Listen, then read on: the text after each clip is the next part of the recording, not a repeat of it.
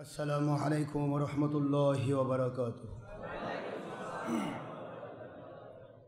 الحمد لله نحمده ونستعينه ونستغفره ونؤمن به ونتوكل عليه ونعوذ بالله من شرور أنفسنا ومن سيئات أعمالنا. من يهد الله فهو المهتدي ومن يضلل فلن تجد له وليا مرشدا.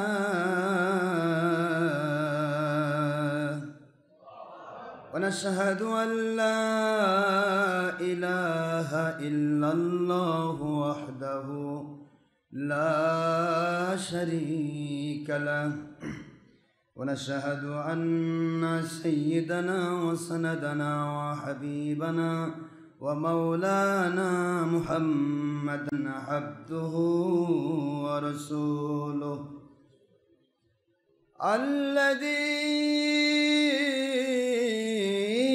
أرسله بالحق شاهدا ومبشرا ونذيرا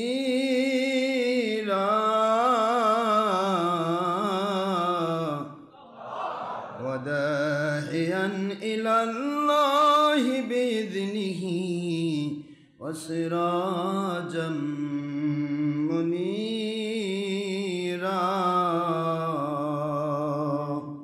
فقد قال الله تعالى في كلامه المجيد وفرقانه الحميد: أعوذ بالله من الشيطان الرجيم. بسم الله الرحمن الرحيم. إن الله وملائكته يصلون على النبي يا أيها الذين آمنوا صلوا عليه وسلموا تسليما.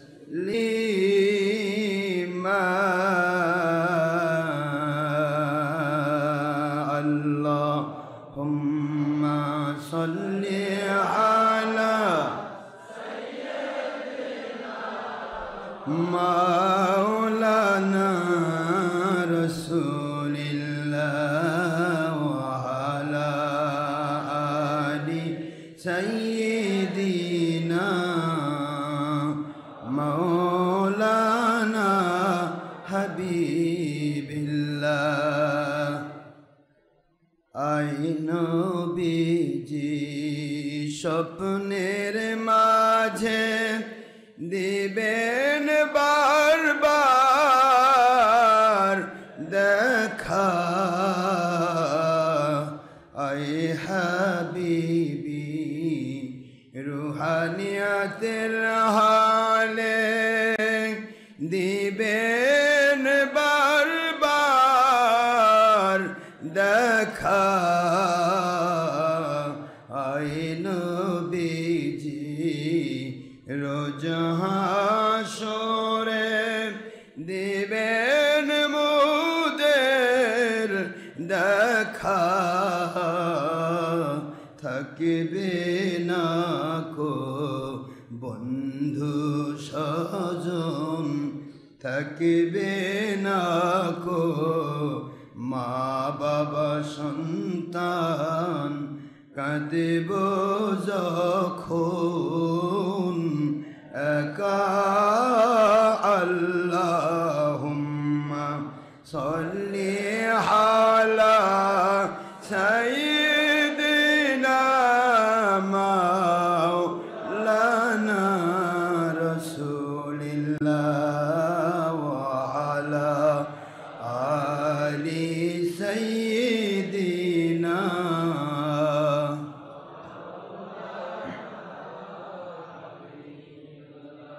যিনি দেখেছেন দুনয়নে রূপ মুবারক আপনার এ ভুবনে, যিনি দেখেছেন দুনয়নে রূপ মুবারক আপনার এ জীবনে, সাফল্য তাঁর ত্রিভুবনে,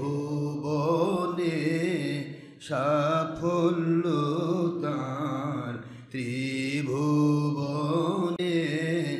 বারবার স্বপ্নে দেখা দিবেন ইয়া রাসূলাল্লাহ। আল্লাহুম্মা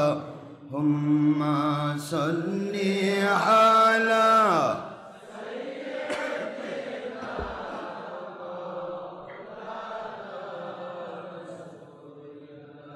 ওয়া আলা আলি সাইয়্যিদিনা।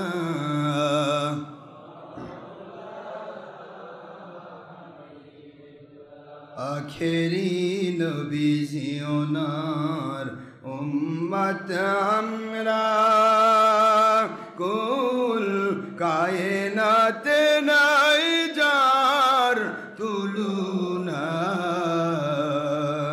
নবীজি ওনার শানে মহব্বতন মিলিত ভাবে দরুদ পেশ করেন সকল ফেরেশতা ও স্বয়ং আল্লাহ রব্বুনা। সূরা আহজাবের 56তম আয়াত, কুরআন খুলে দেখো না। আল্লাহুম্মা সাল্লি আলা সাইয়্যিদিনা মাওলানা রাসূলিল্লাহ ওয়া আলা আলি সাইয়্যিদিনা মাওলানা হাবিবিল্লাহ। মুআজ্জাজ মুহতারাম, প্রিয় সম্মানিত উপস্থিতি, মুসলমান মুমিন মুত্তাকি আল্লাহর প্রিয় বান্দাগণ, পর্দার অন্তরে বসে থাকা আমার সোনামণি আম্মা জানেরা, আল্লাহর প্রিয় বান্দিগণ, যিনারা জোহর নামাজ একা একা আদায় করার পরে আমাদের সাথে আল্লাহর সন্তুষ্টির জন্য আমাদের আলোচনা, দোয়া, বিভিন্ন অনুষ্ঠানের সাথে সম্পৃক্ত থাকেন। দেশ বিদেশ থেকে, doctor Ashraf Siddiqui online radio থেকে যারা আমাদের সাথে আল্লাহর সন্তুষ্টির জন্য, পুরুষ মহিলা ইনসান, যুবক যুবতী, বৃদ্ধ বৃদ্ধা, ছাত্রছাত্রী, কিশোর কিশোরী যারা আমাদের সাথে সম্পৃক্ত রয়েছেন, আমি সকলের জন্য সুস্বাস্থ্য দীর্ঘায়ু কামনা করে, সকলের জন্য আল্লাহর জান্নাতি জীবন কামনা করে আমি শুরু করছি আল্লাহ পাকের সন্তুষ্টিপূর্ণ কিছু কথা, যে কথাগুলি স্রেফ আল্লাহর জন্য হবে, দুনিয়ার কোনো লৌকিকতা নিয়ে নয়, কে ভালো বলল কে মন্দ বলল সেদিকে তাকিয়ে নয়, কিভাবে মানুষের ভিড় জমলো আর মানুষ কেটে গেল এ চিন্তায় নয়। চিন্তা ভাবনা হচ্ছে কিভাবে আল্লাহ এবং নবীজি সন্তুষ্ট হবেন এই চিন্তায়। আল্লাহ এবং নবীজি পাক সাল্লাল্লাহু আলাইহি সাল্লাম ওনাদের মহব্বতে খাঁটি ইসলাম মানার উদ্দেশ্যে, মানানোর উদ্দেশ্যে, জানানোর উদ্দেশ্যে, বুঝিয়ে দেওয়ার উদ্দেশ্যে। আল হুব্বু ফিল্লাহ আল বুগদু ফিল্লাহ, বুখারী শরীফে সেই হাদিস। দুনিয়াতে আল্লাহর জন্যই ভালোবাসা, আল্লাহর জন্যই কারোর সাথে মন খারাপ, এই চিন্তা ভাবনার সামনে নিয়ে আমাদের আলোচনা হয়ে থাকে। আমি সকলের জন্য দোয়া করছি। শুরুতেই বাংলার বিরোধী দল, সরকারি দল, আলিম ওলামা, সর্বস্তরের আলিম ওলামা, উলিয়া উলিয়া মাথার তাজ, সমস্ত প্রশাসনিকভাবে চৌকিদার, দাফাদার, গ্রাম্য পুলিশ থেকে শুরু করে SP, TB, DSP, NSI, DG, firm intelligence, গোয়েন্দা সংস্থার ভাইরা, পুলিশ ভাইরা, র্যাপিড অ্যাকশন ব্যাটালিয়ন, বিজিবি, সেনাবাহিনী, নৌবাহিনী, বিমান বাহিনী, যৌথ বাহিনী, শ্রমিক ডিপার্টমেন্টের সমস্ত ছেলেপেলেরা, ভিক্ষুক, এতিম অনাথ থেকে শুরু করে শ্রমিক ডিপার্টমেন্টের সিএনজিওয়ালা, অটোওয়ালা, ভ্যানওয়ালা, রিক্সাওয়ালা, ঠেলাওয়ালা, শ্রমিক, মজুর, কৃষক, চাকরিজীবী, ব্যবসায়ী, জনপ্রতিনিধি, ডাক্তার, ইঞ্জিনিয়ার, ছাত্র, শিক্ষক, আইনজীবী, যারাই আল্লাহর সন্তুষ্টির জন্য বিভিন্ন জায়গা থেকে আমাদের সাথে একদিনের জন্য আল্লাহর মহব্বত রেখেছেন, সম্পর্ক রেখেছেন। এমনকি নেপথ্যে কোনো নন মুসলিম, হিন্দু, খ্রিস্টান, বৌদ্ধ অথবা কোনো বাতিল কোম্পানি, 72 কোম্পানির কেউ যারা ওলিয়া বিদ্বেষী, যারা পীর মুরিদি বিদ্বেষী, ওলিয়া বিরোধী, সেই সমস্ত বাতিল কোম্পানির মানুষও যদি নেপথ্যে থেকে আমাদের সাথে সম্পৃক্ত থাকেন আল্লাহর সন্তুষ্টির উদ্দেশ্যে, আমি সকলকে আমার দোয়ার মধ্যে অ্যাড করছি, মৃত্যুর পূর্বেও যদি হয় আল্লাহ পাক আমাদের সবাইকে যেন কামাল হেদায়েত নসিব করেন। যেইভাবে ঈমান আনলে, যেভাবে আমল করলে, যেইভাবে আকীদা পোষণ করলে, যেভাবে নামাজ পড়লে, যেভাবে রোজা রাখলে, যেভাবে হজ করলে, যেভাবে জাকাত দিলে, যেভাবে জিহাদ ফি সাবিলিল্লাহ, ইনফাক ফি সাবিলিল্লাহ, বায়াত ফি সাবিলিল্লাহ, দাওয়াত ফি সাবিলিল্লাহ দিলে, যেভাবে খেলাফত কায়েম করার প্রচেষ্টা করলে, মহান আল্লাহ খুশি হয়ে দুনিয়াতে শান্তিপূর্ণ, গয়েবী, মদতপূর্ণ, আল্লাহর সন্তুষ্টিপূর্ণ জীবন দান করা ওয়াদা করেছেন। আখিরাতে জান্নাতুল ফেরদৌস দান করা ওয়াদা করেছেন। এমন গ্রহণযোগ্য ঈমান, আমল, আকীদার জন্য আমাদের সকলের জীবনকে আল্লাহ কবুল করুন, সবাই বলেন আমিন।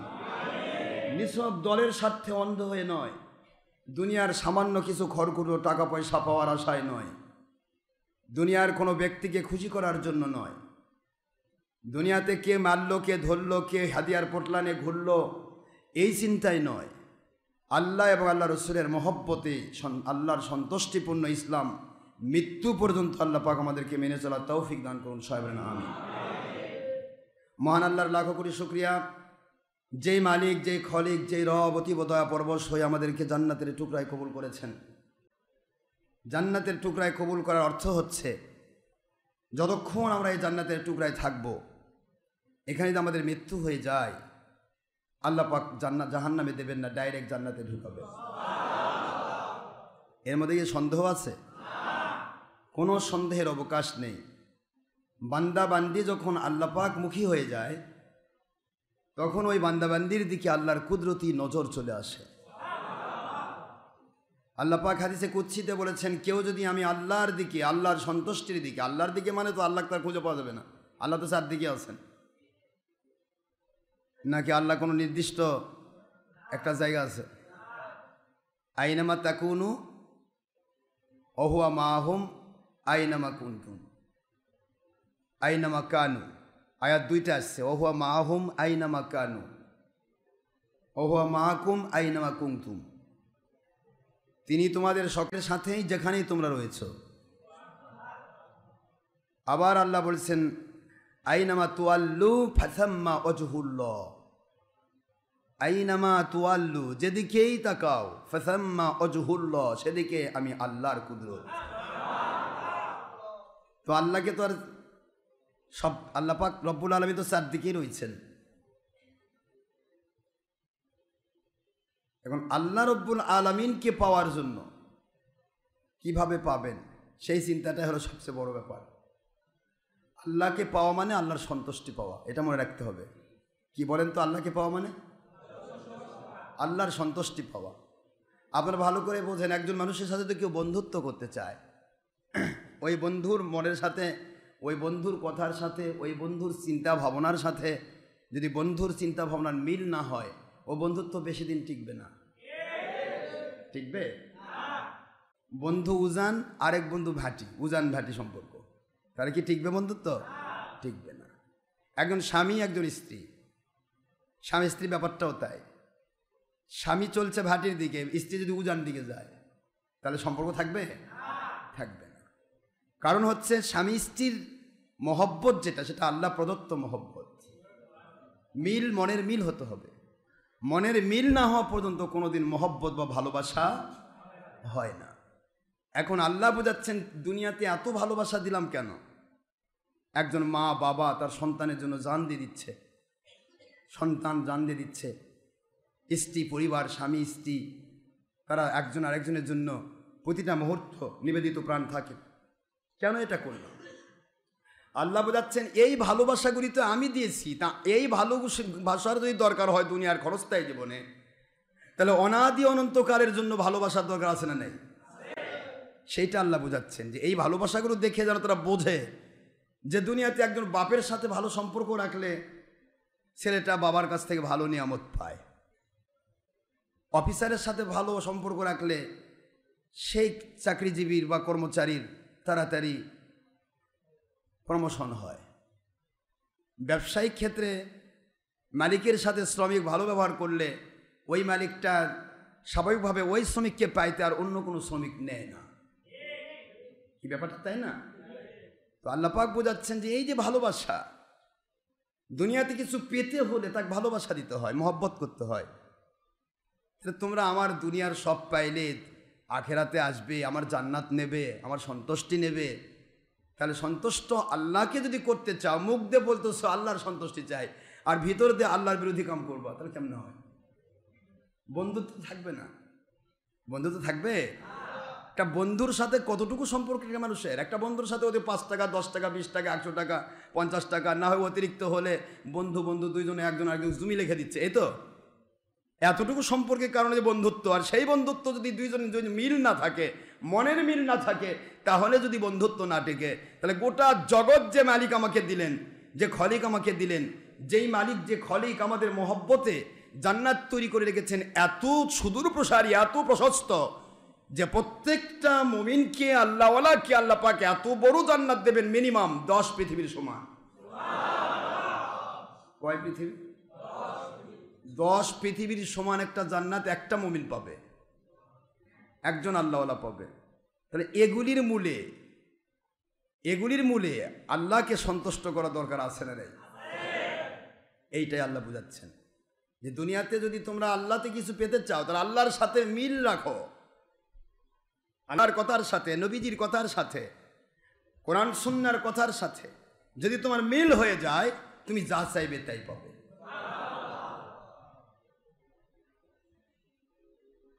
এই জন্য আমি বলছিলাম যে যখন আপনার জান্নাতের বাগানে পৌঁছেছি, তখন কিন্তু এই জান্নাতের বাগানে আমার আল্লাহ ইচ্ছা করে, আমরা ইচ্ছায় ঢুকতে পাইনি, মালিকের ইচ্ছায় ঢুকছি। যদি তিনি ঢুকাতে না চাইতেন তাহলে কিন্তু আমরা ইচ্ছা করা সত্ত্বেও পারতাম না। হয়তো দেখেন এমন এক অসুখ হচ্ছে, মসজিদের দিকে না এসে নিয়ে যাচ্ছে আপনার ট্রেনে হসপিটালে, কি বলেন না, হতে পারে না? বা মারা গেল, স্ট্রোক করলো, মসজিদে না নিয়ে আসে নিয়ে যাচ্ছে উঠানের দিকে, গোসল করার লাগবে, কাপড়ের কাপড় পরাতে হবে, নিয়ে যেতে হবে কবরে। ঠিক না ব্যাটিক জোরে? তো আমার মালিক, আমাদের খলিক, আমাদের রব আমাদেরকে পছন্দ করেছেন, ভালোবেসেছেন, যার কারণেই তিনি আমাদেরকে জান্নাতের টুকরায় কবুল করেছেন। এই জন্য আলহামদুলিল্লাহ পড়ুন তো দেখি। আওয়াজ ছোট হচ্ছে, আওয়াজ জোরে দিলে ইন্টারনেটে যাবে, শব্দটা ভালো হবে। আমরা যেহেতু ছবি ভিডিও দিই না, কতগুলো লোক হয়েছে দেখান যাচ্ছে, কিন্তু আল্লাহ তো দেখাতে নিষেধ করেছেন, আল্লাহ শোনাতে বলেছেন। শোনাবো এত জোরে ওরা যেন বোঝে যে হ্যাঁ কম নাই, হকের মুজাহিদ ভালোই আছে। ঠিক না ব্যাটিক জোরে? কোন হকের মুজাহিদ কি কম আছে? কালিমাতাল্লাযীনা কাফারুস সুফলা ওয়া কালিমাতুল্লাহি হিয়াল উলিয়া।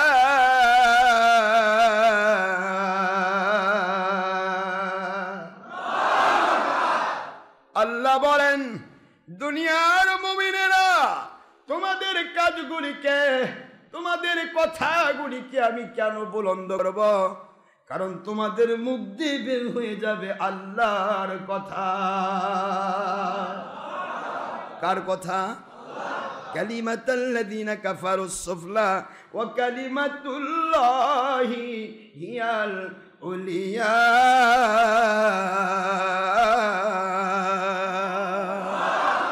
দুনিয়ার কাফিরেরা, মুশরিকেরা, কোরআন সুন্নাহ বিরোধীরা, দুনিয়ার বাতিলেরা, ওদের কথাগুলি যতই জাঁকজমকপূর্ণ হোক না কেন, ওদের কথাগুলি যতই রংচং ঢংওয়ালা হোক না কেন, ওদের কথা যত উত্তম অধম মিডিয়া দিয়ে প্রকাশ করা হোক না কেন, ওদের সকল কথার ভিতরে আল্লাহ এবং নবীজির মহব্বতের কথা থাকে না।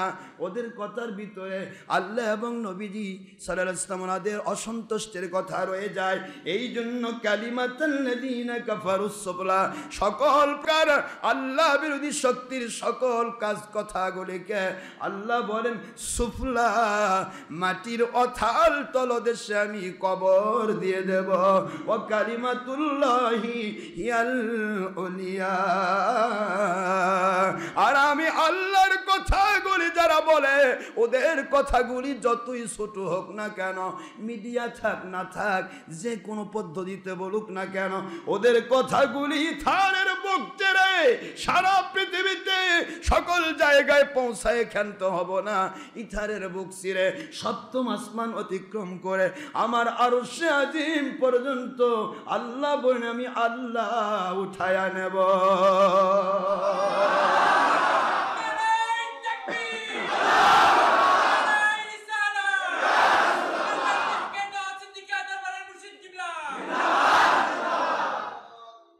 আল্লাহওয়ালাদের কথা আল্লাহর কথা, আল্লাহ ছাড়া আল্লাহওয়ালার মুখে কোনো কথা, আল্লাহ এবং আল্লাহর নবীর কথা। আল্লাহ বলেন কালিমাতুল্লাহি, এখানে আগেরটা বলেন কালিমাতাল্লাযিনা কাফারু, নিয়ে আসলেন মানুষকে, কাফির মানুষ, মুশরিক, কাফির, বেদিন, বদ্দিন, কোরআন সুন্নাহ বিরোধী শক্তি। আর পরেরটা নিয়ে আসছে কালিমাতুল্লাহ, কাফের বিপরীতে কালিমাতুল্লাহ নিয়ে আসতেছেন। আল্লাহ বলতেছেন কালিমাতুল্লাহ, আল্লাহর কথা উপরে যাবে। কারণ কি, আমার আল্লাহওয়ালা যারা তাদের মুখ দিয়ে আল্লাহর কথা বের হবে, ওটা আমি সারা জগতে পৌঁছাই দেব। পৌঁছাই নাই আল্লাহ, পৌঁছাচ্ছেন না। আজকে যারা ছবি ভিডিও নিয়ে ব্যস্ত, অনেক বড় বড় মিডিয়া নিয়ে ব্যস্ত, নিজেকে প্রসার করতে কি হুমড়ি খেয়ে পড়তেছে। সেদিন এক মাহফিলে, আমি রাজশাহী ইয়াতে মাহফিলে যাচ্ছি, দেখি রাস্তার মধ্যে এক মাহফিল হচ্ছে। সে মাহফিলে অতিরিক্ত 50টা লোক বসে রয়েছে, 50টা। এই 50 লোকের মধ্যে এত বড় ছাতা মেরে দিচ্ছে, ছাতা, ভিডিও ছাতা, মানে ভিডিও করে দেখাচ্ছে যে তাও যদি আমাদের দামটা বাড়ে, আমাদের দামটা যেন মানুষ দেখে যে বাপরে হুজুর একজন ওয়াজ করতেছে। তো মানুষকে দেখানোর জন্য আর প্রাণ প্রচেষ্টা করেও পৌঁছা যাচ্ছে না, বহুদূর যাচ্ছে না। আর আমরা মানুষ থেকে লুকে থাকার চেষ্টা করতেছি, কেউ যেন না দেখে, কেউ যেন না দেখে, কেউ যেন ছবি ভিডিও না করে, ছবি ভিডিও করে না, যেন প্রজেক্টটা যেন না করে, যাতে মহিলারা না দেখে, যাতে করে আমরা গোপন থাকি।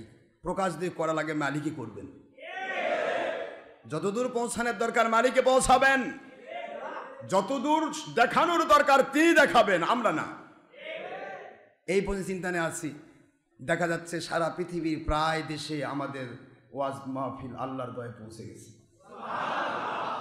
আমরা দুনিয়াতে কোথাও যাচ্ছি না, কিন্তু আল্লাহর কুদরত পৌঁছাচ্ছেন। এটা উদ্দেশ্য হচ্ছে কি, এটা উদ্দেশ্য নিজেকে জাহির নয়, এর উদ্দেশ্য আমি বোঝাচ্ছি আল্লাহর জন্য যখন আপনি কাজ করবেন তখন আপনার উদ্দেশ্য নিজেকে জাহির করা হবে না, আপনাকে জাহির করার উদ্দেশ্য আল্লাহর হবে, আর আপনার উদ্দেশ্য হবে মানুষকে হেদায়েতের উদ্দেশ্য। কি করে মানুষ হেদায়েত হবে, কি করে মানুষ আল্লাহওয়ালা হবে, জান্নাতের বাগান প্রত্যেকটা জায়গায় তৈরি হোক, এটা আমাদের দরকার আছে না নাই? প্রত্যেকটা মসজিদে মসজিদে জান্নাতের বাগান তৈরি হোক। যা মসজিদ মানে তো আল্লাহর জান্নাতের বাগান, ঠিক না বা ঠিক? বলে না মজলিসুল কুরআন আও হিলাকুজ যিকির হিয়া রাউদাতুম মিন রিয়াদিল জান্নাহ। জিকিরের মজলিস, কোরআন হাদিসের মজলিস, এটাকে বলা হয় জান্নাতের বাগান। জান্নাতের বাগান, জান্নাতের বাগানে কি জাহান্নামী কাম হয়? কথা কোনা, যেটা জান্নাতের বাগান সেখানে জাহান্নামের কাম হবে? আপনি আল্লাহর জান্নাতে গিয়ে জাহান্নামের কাম দেখতে পাবেন? জান্নাতের বাগান নবীজি ঘোষণা দিলেন কেন? এই কথাটা মাথায় নিয়ে আসতে হবে। মজলিসুল কুরআন আও হিলাকুজ যিকির হিয়া রাউদাতুম মিন রিয়াদিল জান্নাহ। এমনকি মসজিদও, আল মসজিদু কা বাইতুল্লাহ ও বাইতুল্লাহ কা রিয়াদিল জান্নাহ। বাইতুল্লাহ আল্লাহর জান্নাত, আর মসজিদ হচ্ছে বাইতুল্লাহর অংশ। তাহলে আল্লাহর ঘর মসজিদ এটাও জান্নাতের বাগান, কোরআনের মজলিসও জান্নাতের বাগান, জিকিরের মজলিসও জান্নাতের বাগান। তাহলে জান্নাতের বাগান ঘোষণা দেওয়ার উদ্দেশ্য কি? জান্নাতের বাগান ঘোষণা দেওয়ার উদ্দেশ্য হচ্ছে জান্নাতের ভিতরে কেউ অন্যায় করবে না, জান্নাতের ভিতরে কেউ কোরআন সুন্নাহ বিরোধী, আল্লাহ বিরোধী কাজ, জান্নাতের ভিতরে কোনো অপরাধ জগৎ নেই। জান্নাতের জগতে আছে আল্লাহ এবং আল্লাহ রসুলের সন্তুষ্টি। তাহলে যেই মসজিদে ভিডিও লাগায়, ভিডিও করতেছে, ওটা জান্নাতের বাগান থাকলো কেমনে? কন, এখন তো অনেক মসজিদের ইমামরা খুতবার মধ্যে ভিডিও করতেছে। ভিডিও যখন করতেছে, কুল্লু মুসাওয়াবিন ফিন্নার। একদিকে আল্লাহর হাবিব বললেন মসজিদ জান্নাতের বাগান, ওয়াজ নসিহতের জায়গা, কোরআন সুন্নাহর মজলিস, জিকিরের মজলিস, আল্লাহর জান্নাতের বাগান। আবার আরেকদিকে হুজুর বলতেছেন ওই এরিয়া যারা ছবি মূর্তির সাথে লেগে থাকে ওরা জাহান্নামী। তাহলে জান্নাতের বাগানকে জাহান্নাম বানানো হচ্ছে। কোরআনের মাহফিল জান্নাতের বাগান, কিন্তু জান্নাতের বাগানে ডাকা হচ্ছে ও মহিলারা তোমরা আসো, তোমাদেরকে আমরা প্রজেক্টর দিয়ে আমাদের দেখাই আর ভিডিও করি, পুরুষেরা সবাই ভিডিও করো, সারা পৃথিবী ছেড়ে দেয়, আমরা অনেকগুলা মৌলবি, আমরা বড় বড় হুজুর, আমাদের তাড়াতাড়ি ডাকো, আমরা মেলা ওয়াজ করা পারি। তাহলে কোরআন শরীফ হাদিস শরীফের মজলিসে জান্নাতের বাগানকে যারা জাহান্নাম বানাচ্ছেন তাদের উপরে আল্লাহ খুশি থাকবেন? এই কথাগুলি আমি বলি কেন, এই যোগ সন্ধিক্ষণে আপনারা আমার সাথে থাকেন আর না থাকেন আমারও টেনশন নেই। আমার পিছে কয় লোক থাকলো আর কয় লোক থাকলো না, আমি কি মানুষকে নিয়ে কি ভোট করবো নাকি আমার পিছে 10টা লোক বেশি হলে তাদের নিয়ে প্রতিদিন 10 টাকা করে হাদিয়া নিব? কি চিন্তা আমার চিন্তা আমি দাওয়াত পৌঁছাতে পেরেছি। আমার রাসূল পাক সাল্লাল্লাহু আলাইহি ওয়াসাল্লামের চিন্তা কি ছিল? দাওয়াত পৌঁছানো। হুজুর কখনোই মনে করে না কে মানলো কে মানলো না, যে মানলো সে উপকার পাইলো, যে মানলো না জাহান্নামে গেল। আমার কোনো কি, মানার ব্যাপারটা তো তার নিজের ব্যাপার। জুলুম করে কখনোই আমরা ইসলাম কারোর উপর চাপাবো না, কিন্তু ইসলামটা বোঝাতে চাই, ইসলামের ধারাটা বোঝাতে চাই যে আপনি যাচ্ছেন কোথায়। যদি আপনার আইকিউ থাকে, ব্রেন থাকে, বুদ্ধি থাকে, সেন্স থাকে, আপনি একটু চিন্তা করবেন, একটু ভাবনা করবেন, একটু ফিকির করবেন, একটু থিসিস করবেন। মাথা মোটার মতো হঠাৎ করে রেখে যাবেন না আমার বিরুদ্ধে কইল। আপনার বিরুদ্ধে বলা উদ্দেশ্য নয়, কোরআনের পক্ষে বলা উদ্দেশ্য। কোরআনের পক্ষে বলতে গিয়ে আপনার বিরুদ্ধে যায়, আপনাকে মনে করে নিতে হবে আমি কোরআনের পক্ষে নাই। আপনার বিরুদ্ধে, আপনার দলের বিরুদ্ধে বলা উদ্দেশ্য নয়। আল্লাহর কসম, আমার মালিকের গোলামি করি আমি একটি কথা বারবার বলি, আল্লাহর কসম করে বলছি, ওয়াল্লাহিল্লাযী নাফসি বিয়াদি। ওই মালিকের কসম যেভাবে হুজুর কসম করতেন, হুজুর পাক সাল্লাল্লাহু আলাইহি ওয়াসাল্লামের এই কসম সুন্নত। হুজুর বুখারীতে প্রথমেই বলেছেন আল্লাহিল্লাযী নাফসি বিয়াদি লা ইউমিনু আহাদুকুম হাত্তা আকুনা হাব্বা ইলাইহি মিন ওয়ালিদিহি ওয়া ওয়ালাদিহি। হুজুর কসম করেছেন।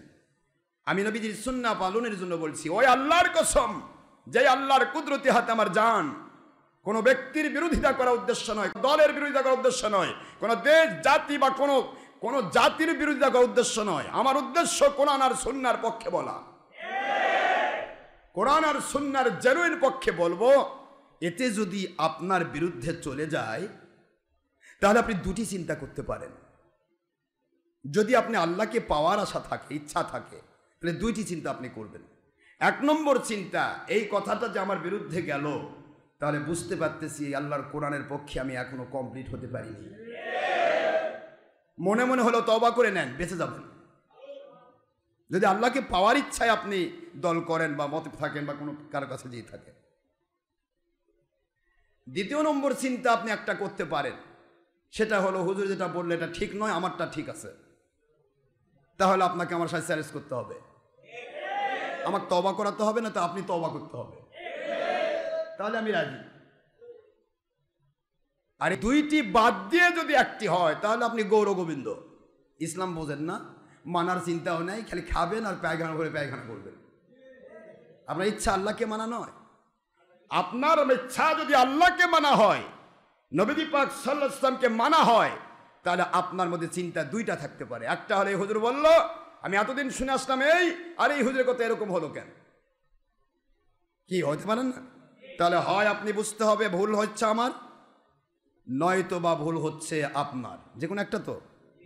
তাহলে ভুল যখন আপনার যদি হয় তাহলে আপনি তওবা করবেন আল্লাহর কাছে। আমার কাছে বড় লাগবে না হুজুর আমি ভুল করছি, হুজুর তওবা করার দরকার নেই, আপনি আল্লাহর কাছে তওবা করেন। আমি চাচ্ছি না আপনি আপনার কোম্পানি ত্যাগ করে আমার কাছে আসেন, আপনার কোম্পানিতে থাকেন, আমার আপত্তি নেই। কোন কোম্পানির আপনি? আমি তো চিন্তা করিনি, পৃথিবীতে কেউ কোম্পানি নিয়ে জন্ম হয়নি।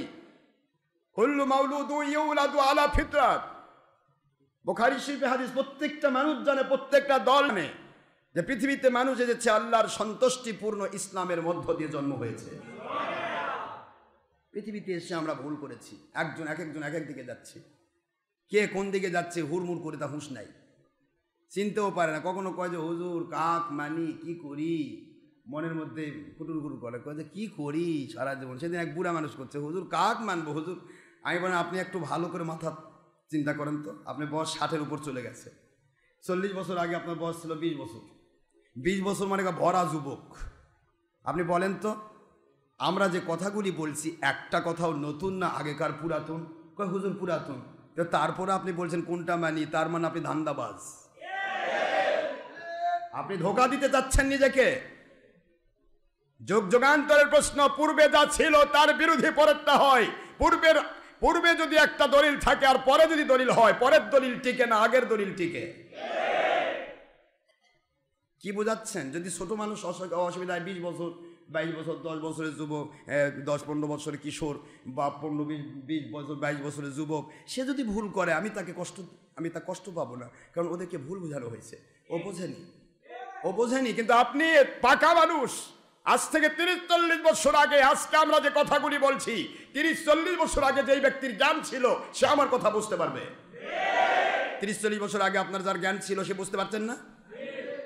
যে মৌলবীরা মিলাদের বিরুদ্ধে করছে, তারা বাড়ি বাড়ি মিলাদ করে বেড়াচ্ছে। যে মৌলবীরা পীরের বিরুদ্ধে করছে, ওর বাপ দাদা কোনো না কোনো পীরের মুরিদ ছিল। যে মৌলবীরা শবে বরাত, শবে কদর, ঈদে মিলাদুর বিরুদ্ধে বলতেছে, ওরা ঈদে মিলাদুর তবরক খাই বড় হয়েছে। আপনি 40 বছর আগের ইতিহাস খোলেন, বেশি দূর তো যাওয়া লাগতেছে না। এটা 2019 চলছে, আপনি 1990, তারপরে 80, এই দিকে যান। কথা বুঝতেছেন নাকি? 1980 সালে কি হয়েছে? বাংলাদেশের বাড়ি বাড়ি মিলাদ হয়নি? আজকে মাত্র 30-40-45 বছরের মধ্যে সব কিছু উলটপালট করে ফেলানো হচ্ছে। তার মানেটা কি? তার মানে দাজ্জালের পক্ষ বাড়াতে হবে আর ইমাম মাহাদির পক্ষ কমাতে হবে। আপনাকে চিনতে হবে, বুঝতে হবে, জানতে হবে আমরা কাকে মানতে চাই, আল্লাহকে না? তাহলে আল্লাহর কথা মানবো না? নাই জান আমার, এই কথায় আল্লাহ বুঝাইলেন দুনিয়ার মুসলমান ঝোঁকে তালে ইসলাম মানা নয়, ইসলাম মানতে হবে আল্লাহর সন্তুষ্টির জন্য। রিদওয়ানুম মিনাল্লাহি আকবার। যা কিছু করবে ইসলাম মানবে, কোরআন মানবে, সুন্নাহ মানবে, নামাজ পড়বে, রোজা রাখবে, হজ করবে, যাকাত দিবে, ওয়াজ করবে, ওয়াজ শুনবে। দুনিয়ার যত মুসলমান আছো, যা আমল তোমরা করবে আল্লাহর সন্তুষ্টির জন্য।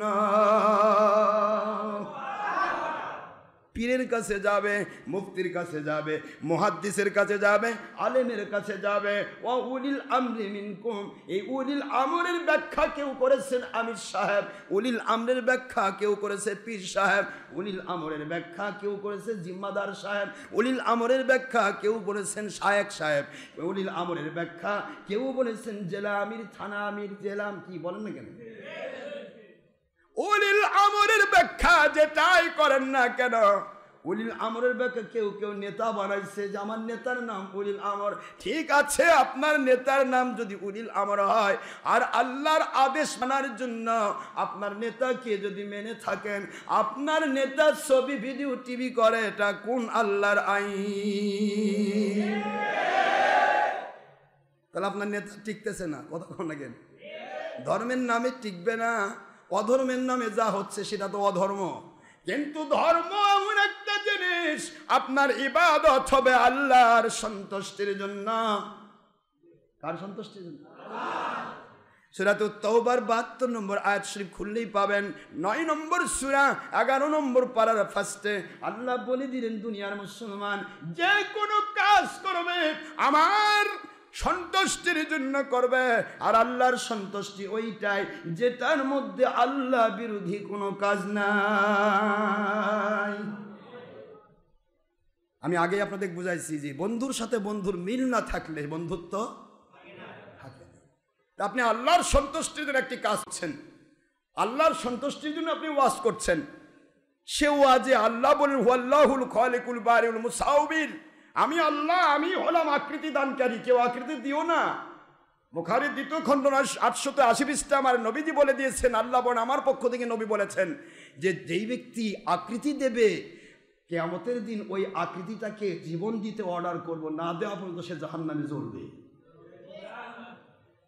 মুসাউবির তো আল্লাহ, তুমি কি করে মুসাউবির হও?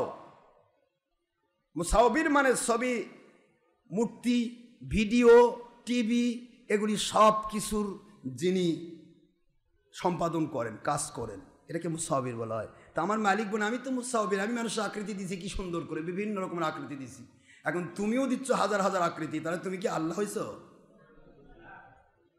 তোমরাই তো বলছো যে আল্লাহর কুদরতি সিফতের সাথে কারো সিফত মিলান যাবে না। আকৃতি দেওয়া তো আল্লাহর সিফাত, এটা কাফের মুশরিক বেদিন বদিন করতে পারে, কারণ তারা কাফের, তারা আল্লাহ মানে না। কিন্তু তুমি তো আল্লাহওয়ালা, আল্লাহওয়ালার কাজ তো আল্লাহকে সন্তুষ্ট করা। তা আল্লাহ যেটা পছন্দ করে না সেই কাজ করলে কি আল্লাহ সন্তুষ্ট হন? এই কথাগুলি বোঝাচ্ছে এই কারণে জান্নাতের বাগান রাখা হচ্ছে না ভাইজান, জান্নাতের বাগান রাখা হচ্ছে না, জান্নাতের বাগানকে এখন জাহান্নাম বানানো হচ্ছে। মসজিদগুলাতে আজ পর্যন্ত আমি বাংলাদেশের বিরোধী দল, সরকারি দল, আওয়ামী লীগ, বিএনপি মেলা নেতা দেখলাম, বহুত দেখলাম, তাদেরকেও দেখলাম মসজিদগুলাতেও আজও পর্যন্ত তারা একটা ছবি দিল না, পিকচার, একটা পিকচার, এই খালেদার পিকচার, জিয়ার পিকচার, হাসিনার পিকচার কি আছে নি মসজিদে দিছে? মুজিবের পিকচার, এই যে পিকচারগুলি দিচ্ছে এরা প্রত্যেকটা জায়গায় দিয়েছে, বাড়ি বাড়ি, ঘর ঘর, প্রত্যেক ইয়াতে একবার, প্রত্যেক নেতার মাথায় মাথায়, এমনকি মাদ্রাসায় পর্যন্ত, কি তাই না? প্রিন্সিপালের মাথার উপর। মাশাআল্লাহ, খুব ভালো কাম করছে না? কি কথা কন না কেন, সবের কাম। আচ্ছা, প্রত্যেক কর্মকর্তার মাথার উপর ছবি দেওয়ার উদ্দেশ্যটা কি? আর কি বোঝাতে চাচ্ছে? যে এই এলাকায় যেন আল্লাহর রহমতের ফেরেশতা না থাকে, শয়তান যেন ভরা থাকে, যাতে এই লোকগুলা দুর্নীতি বেশি করা পারে। হ্যাঁ, কি ব্যাপারটা কি আমি তো বুঝতে পারছি না, এর ফায়দাটা কি? প্রত্যেকটা কর্মকর্তার মাথার উপর ছবি দেওয়া, ভিডিও দেওয়া, ছবি দেওয়া, এর উদ্দেশ্যটা ফায়দাটা কি? আর ফায়দা লাগবে তো, ফায়দাটা কি? এই প্রিন্সিপালের মাথার উপর ছবি দিয়ে রাখি। আল্লাহর হাবিব বুখারীর হাদিস, লা ইয়াদখুলুল মালাইকাতু বাইতান ফিহি কালবিন আও সূরাতিন, ওই ঘরে, ওই এলাকায় রহমতের ফেরেশতা প্রবেশ করে না, শয়তান দিয়ে ভরা থাকে, যে এলাকায় কোনো দৃশ্যমান ছবি মূর্তি থাকে প্রাণীর। এই হাদিসটার ব্যাপারে কি বুঝছেন? যে যেখানে ছবি মূর্তি রাখা হচ্ছে, যেই ডিপার্টমেন্টে রাখছে, এটা আমি সবাইকে বলছি, কোনো ব্যক্তি পূজা, দল পূজা আমি করি না, আমার দিকে টাকার পূজা নয়, আমার দিন থেকে আমার আল্লাহ এবং নবীর সন্তুষ্টির জন্য। প্রত্যেকটা জিনিসের একটা ফজিলত লাগবে তো। এই যে মাথার উপর ছবি দেওয়া হলো, এতে ফায়দাটা কি? সেটা বিরোধী দল হোক আর সরকারি দল হোক, তাদের কি ফজিলত? এর ফায়দাটা কি? ফায়দা নাই, কোনো ফায়দা নাই, শুধুমাত্র একটা জিনিস, যে আমরা দেশের কথা কেন, আমরা দেশের নেতা, এইটুকু ফায়দা। এটা ফায়দা নয়, এটা অহংকার। এটা কি?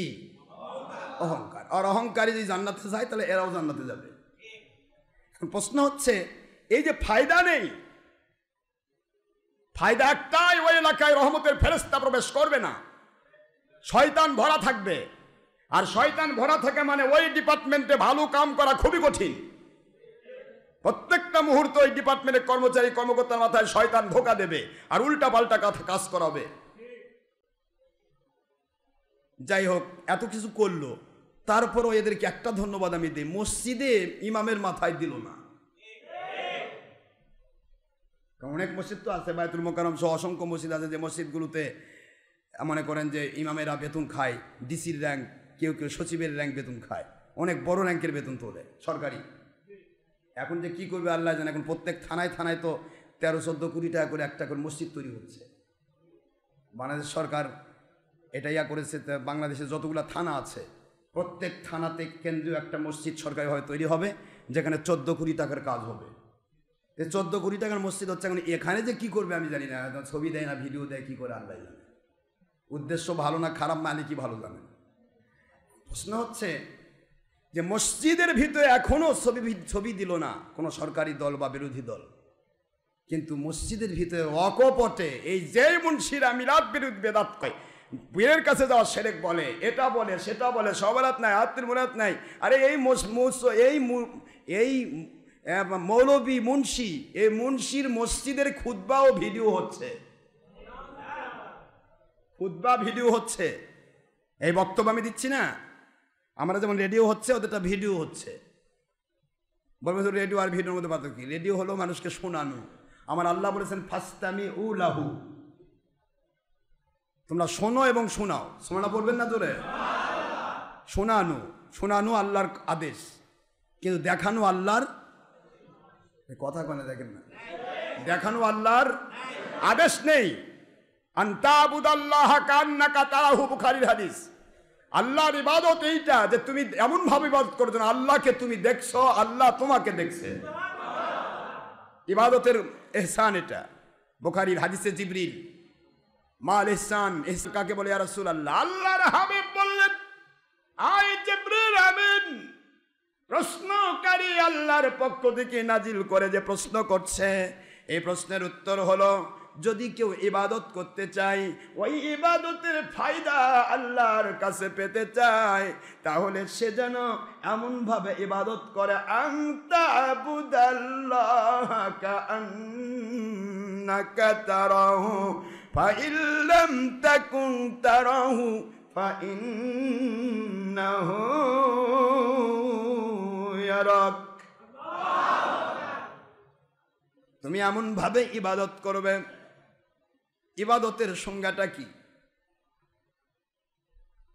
আল্লাহর হাবিব বললেন এমন ভাবে ইবাদত করবে যেন তুমি তোমার মালিক খলিককে দেখতে পাচ্ছ। কাকে দেখতে পাচ্ছে? এটা যদি সম্ভব না হয়, আল্লাহকে দেখার চিন্তা চেতনায় যদি তুমি পরিপূর্ণ না হও, তাহলে কি করবে? ফাইল্লাম তাকুন ফাইন্নাহু ইয়ারাক। ইবাদতের সবচাইতে নিম্নমানের পজিশন, যেন তুমি ইবাদত করছো, দুনিয়ার কে দেখলেও চিন্তা তোমার মাথায় আসবে না।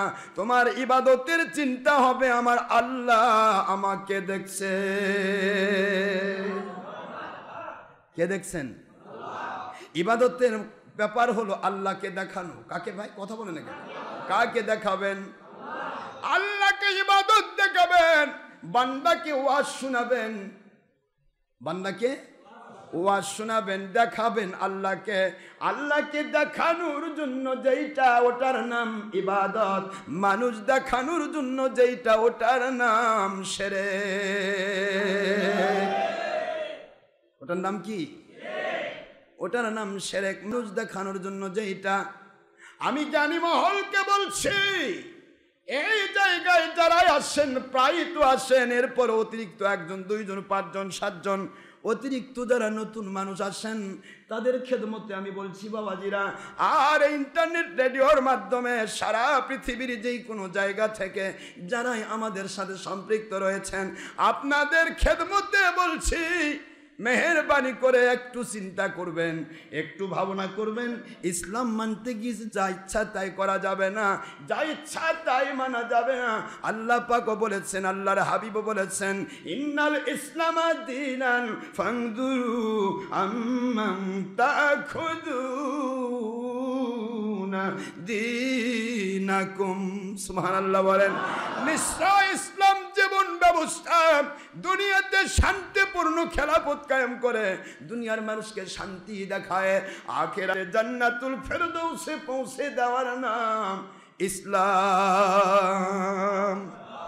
ইসলাম, এই ইসলামের ধারা যার কাছ থেকে নিচ্ছ তার দিকে আগে তাকাও। আল্লাহর বন্ধু বলেন ফানজুরু, গবেষণার দৃষ্টিতে তাকাও। সুবহানাল্লাহ বলেন। নজর শব্দের আগে যদি ফা শব্দ আসে, ওখানে গবেষণামূলক দেখা। ফানজুরু, তার দিকে তাকাও যার কাছ থেকে ইসলাম শুনছ, যার কাছ থেকে কোরআনের তাফসীর শুনছ, যার কাছ থেকে হাদিসের ব্যাখ্যা শুনছ, যার কাছ থেকে তুমি নসিহত শুনছ, যাকে ইক্তেদা করছো, ওর দিকে গবেষণার সূত্রে তাকাও। ও কি ইসলাম মানে কিনা, ও কি আল্লাহ এবং নবীকে মানে কিনা। উনি যদি আল্লাহ এবং নবীকে মানার মতো মানেন, ওনাকে মানলে আপনি আল্লাহ এবং নবীকে মানার দাবি করতে পারেন। যিনি আল্লাহকে মানেন, যিনি নবীকে মানেন, সেই ইসলামটাকে আপনাকে মানতে হবে। এই জন্যই আল্লাহ বললেন, ইয়া আইয়ুহাল্লাযীনা আমানু আতিউল্লাহ ওয়া আতিউর রাসূল ওয়া উলিল আমরি মিনকুম। তোমরা দুনিয়ার মানুষ আল্লাহর আদেশটা বুঝে নাও। আল্লাহকে মানতে হলে নবীকে মানতে হয়। নবী পাক সাল্লাল্লাহু আলাইহি ওয়াসাল্লাম যখন থাকবেন না, তখন কেন অর্ডার করলাম ওয়া উলিল আমরি মিনকুম, যাকে তুমি নেতা বানাবে, যাকে তুমি পীর সাহেব বানাবে, যাকে তুমি আমির সাহেব বানাবে, যাকে তুমি ইমাম বানাবে, যাকে তুমি মুফতি সাহেব, মুহাদ্দিস সাহেব, তোমার উপদেষ্টা, তোমার কোরআন সুন্নাহর বাণী শোনা শেখার ব্যক্তি বানাবে, ওই মানুষটি যেন আল্লাহ এবং নবীজির পক্ষে থাকে। আল্লাহ এবং নবীর বিপক্ষে যেন কথা তার মধ্যে বের হয়ে না যায়, তাহলে উনি উলিল আমর থাকতে পারবেন না। উলিল আমরকে মানার কথা বলা হলো কেন? কারণ হচ্ছে দুনিয়ার মানুষ ইসলামটাকে বুঝবে কি করে? ইসলাম তো ধারা বহুত করেছে ইবলিস শয়তান। একই জায়গায় এজিদ ইসলাম মানার দাবি করত, হুসাইনও ইসলাম মানার দাবি করত। এজিদের ইসলাম মানার দিকে তাকাতে হবে। তার ইসলাম মানার সুরতটা ছিল গদি দখলের আশায় আওলাদের রাসূলের রক্তপাত করা বৈধ। নাউজুবিল্লাহ জোরে কোন। আর হুসাইনের ইসলাম ছিল নিজের জীবন প্রদীপ নিভে যাবে, কিন্তু বাতিলের সাথে আপোষ করে দুনিয়ার মন্ত্রীর পদ চাই না। আল্লাহু আকবার বলুন।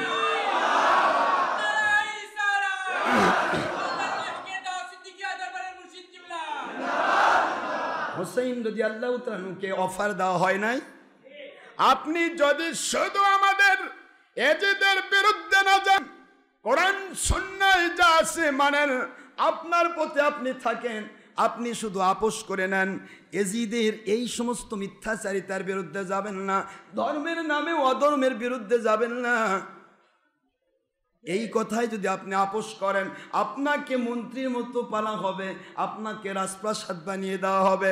হোসেন কি বলেছিলেন? আমার নানা আমাকে ঘোষণা দিয়েছেন সাইয়্যিদা শাবাবি আহলিল জান্নাহ, আমি জান্নাতের সকল প্রকার সমস্ত যুবকের সরদার। এজিদ বাহিনী, তোরা আমাকে কি দিবি? দুনিয়াতে তোদের সাথে আপোষ করে আমার নানার সেই সঠিক ইসলামের সুরতে ওয়ান ইসলামের পক্ষে রায় দিয়ে দেব, আর কিয়ামতে আমি জান্নাতের ভিতরে ওই সরদারি পদ আমি হেরে ফেলব। পারবো না। ইসলাম জিন্দা হতা হ্যায় আর কারবালা কে বাদ, ইসলাম জিন্দা থাকবে কারবালার ঘটনায় হুসাইন শহীদের মধ্য দিয়া।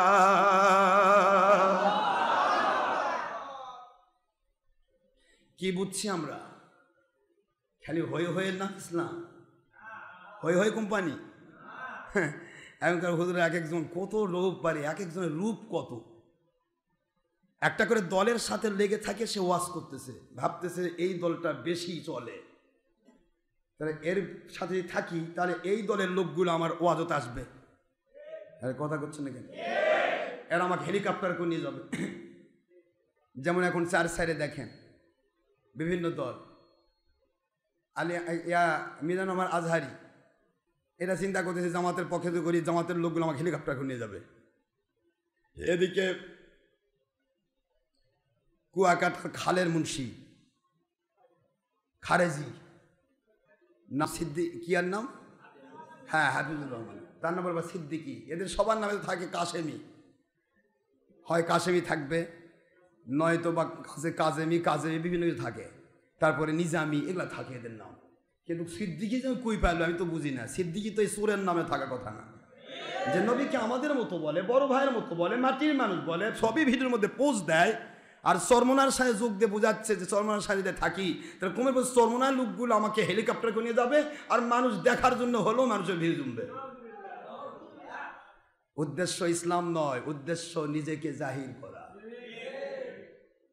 আমি আমার আল্লাহর পক্ষে থাকবো। কোন দল ভালো বললো আর মন্দ বললো আর সবাই মিলে সব ক্লোজ করার চেষ্টা করলো, ও ক্লোজ ওপেন করার মালিক আমার আল্লাহ।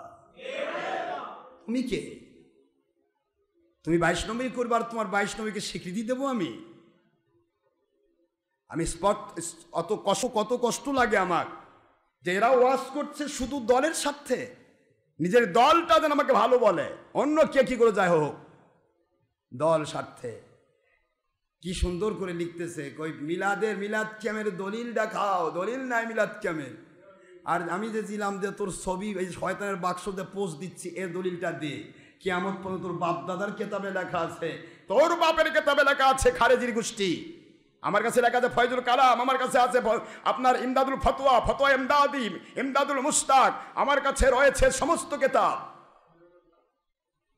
মাওয়াইজে কারিমিয়া, মাওয়াইজে আশরাফিয়া, যত কেতাব সব আমার কাছে রয়েছে। সব কেতাবে লেখা আছে সবই ভিডিও টিভিকে যে হালাল বলবে সে কাফের হবে।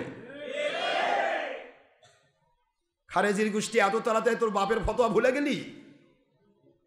আর মিলাদের দলিল পাচ্ছিস না, কিয়ামের দলিল পাচ্ছিস না? তোর বাপেরা দাদারা কিয়াম করতে মুখ দিয়ে ফেনা তুললো, কিয়ামের দলিল পাচ্ছিস না, আর সবই ভিডিওর মধ্যে পোস্ট দিচ্ছিস আর মানুষকে দেখাচ্ছিস আমি বড় আলেম। হেলিকপ্টার দেড়শো হেলিকপ্টার কোন নবীর সুন্নত? খারেজি ওহাবির গোষ্ঠী দেখাতে পারবি? আমরা ব্যবহার করতে পারবো, কারণ আমরা বেদাতে হাসানা মানি। কি আমরা কি মানি? বেদাতে হাসানা মানি। ফ্যানের বাতাস খাবো, মাশাআল্লাহ, খাইতেই থাকবো। এসির বাতাসও খাবো, কারণ আল্লাহ নবী পাখাতে বাতাস খাইছে, আমরা খাবো। আমরা মাইকে ওয়াজও করবো। ইদানিং কিছু কিছু বলে মুন্সিপাল মাইকে ওয়াজও করা যাবে না, হাটহাজারি ফতোয়া দেয় মাইকে নামাজ পড়ান যাবে না, ওয়াজ করা যাবে, কিন্তু নামাজ পড়ান যাবে না। মানে নামাজ পড়ান যাবে না, ওয়াজ করা যাবে, কেন যাবে না? কোনোটাই যাবে না, ঠিক না? ঠিক, নামাজ পড়ান যেন ওয়াজ করেন, এটা কি কথা? আবার এক গ্রুপ বলে বেড়াইছে যে মাইকই করা যাবে না, মাইক ব্যবহার করাই বলে কাফের হয়ে যাচ্ছে, নাউজুবিল্লাহ। বুঝেই না, শিরক কাক কয় আর ইশরাক কাক কয়, মুশরিক কাক কয় আর কাফির কাক কয়, কিছুই বুঝে না। মাইক ব্যবহার করা কোথার থেকে এসেছে তা কি বোঝো? মাইক দিয়ে যদি গান হয় তাহলে সেটা গুনাহ হবে, মাইক দিয়ে যদি ওয়াজ হয় গুনাহ হবে না। এটা নিয়ে আবার টিভি লাগাবেন না। টিভি যদি ভালো কাম হয় তাহলে ভালো, টিভি মানে খারাপ, মানে ওর মধ্যে ছবি, প্রথম প্রোডাকশনটাই ছবি, আর ছবি আমার নবী হারাম করেছেন। সুবহানাল্লাহ পড়বেন না তোরে? এক কথায় গল্প শেষ। টিভির মধ্যে ভালো বলে কোনো জিনিস নেই। টিভির মধ্যে যে ভালো কিছু করা হয়, যদি কোরআন শেখানো হয়, হাদিস শেখানো হয়, ওয়াজ করা হয়, তাহলে এটা আরো বেশি খারাপ হবে। যেমন মদের আগে বিসমিল্লাহ লাগালে, আল্লাহ তোমার নামে মদ খাচ্ছে, আল্লাহ কই বাহ, আমি কইছি হারাম আর তুই আমার নামে খাচ্ছিস, আমি তো মহা খুশি রে, তোকে তো এক ধাক্কা দিয়ে জান্নাতে দিয়ে দিব। হ্যাঁ, কি কথা করছে না? কি হলো? আল্লাহ যেটা নিষিদ্ধ করলেন সেটা আল্লাহর নামে করলে আল্লাহ নারাজ হন। আল্লাহ আল্লাহর হাবিব যা নিষিদ্ধ করে আল্লাহ এবং আল্লাহ রসুলের নামে চলে না। নিষিদ্ধটা যদি এমনি করে কেউ তাহলে গুনাহ হবে, আর যদি নিষিদ্ধটা আল্লাহর নাম দিয়ে করে সে কাফের হবে। আমি শিক্ষা দেই, কোনো মুসলমান যদি কোনো গুনাহ করে, গুনাহ করতে গিয়ে আল্লাহর নাম যদি নিতে হয়, ইস্তিগফার পড়বেন। কি করবেন? কি করবেন? আস্তাগফিরুল্লাহ ওয়া মালিক, আমি ভুল করতেছি, ক্ষমা করেন। গুনাহ হচ্ছে তবু ক্ষমা চান। ওই গুনার সময় ক্ষমা চাওয়া ছাড়া কোনো বিসমিল্লাহ, কোনো আল্লাহর নাম বলা যাবে না। আল্লাহ দেখবেন আমার বান্দা শয়তানের প্ররোচনায় পেয়ে বিপদে পড়ে গুনাহ করছে পারে, তা আমার কাছে তো আস্তাগফিরুল্লাহ পড়তেইছে। যদি আল্লাহ ইচ্ছা করলে মাফ করতে, সেটা আল্লাহর ইচ্ছার উপর নির্ভর করবে। কিন্তু আল্লাহর নামে করছি, টিভি চালু করতেছি বিসমিল্লাহির রহমানির রহিম, প্রথম বিসমিল্লাহ দিয়ে শুরু হলো টিভি, প্রথমে যা শুরু হয়ে গেল। এরা খেলাফত আসলে দেখা হবে, যখন মালিক খেলাফত কায়েম করে দিবে না, তখন দেখা যাবে কোনটা কোরআন আর কোনটা কোরআন বিরোধী। টিভি চালু করতেছে বিসমিল্লাহ দিয়ে, টিভি চালু করতেছে মুন্সির ইয়া দিয়ে, ক্যারাত দিয়ে, তারপরে গান শুরু, মহিলা নর্তকীর ফালপাড়া শুরু।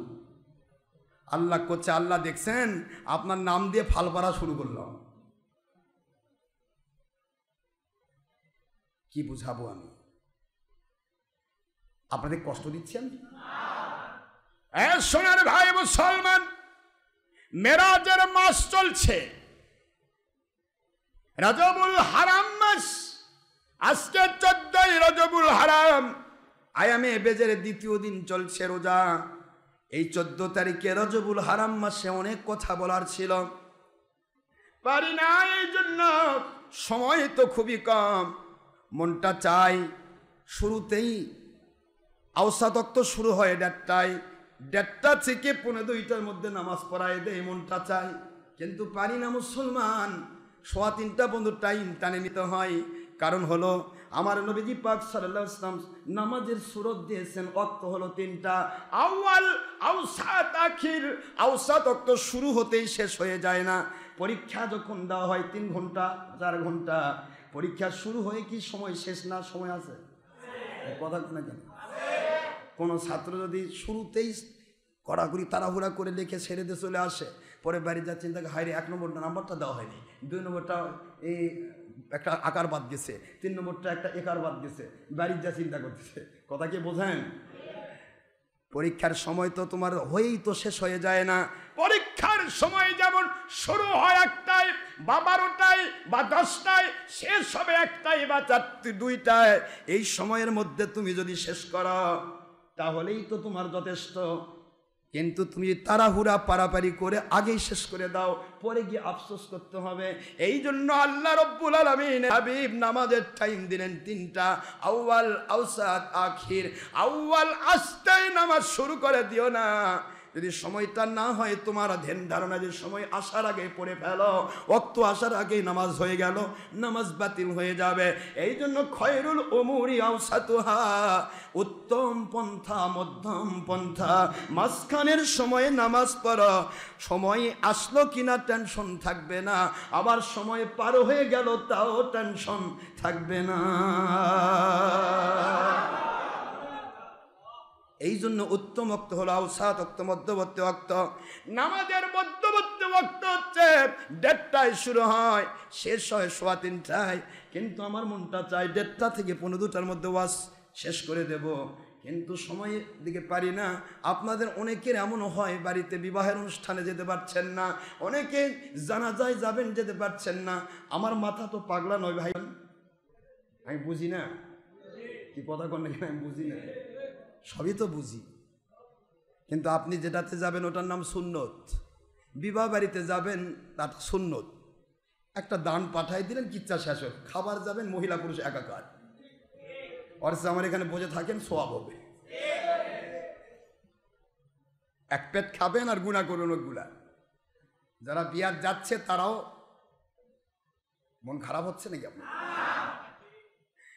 বিবাহের অনুষ্ঠান আজকে কি ঘটতেছে এগুলা ব্যাপারে একটা মুন্সির কোনো কথা আছে?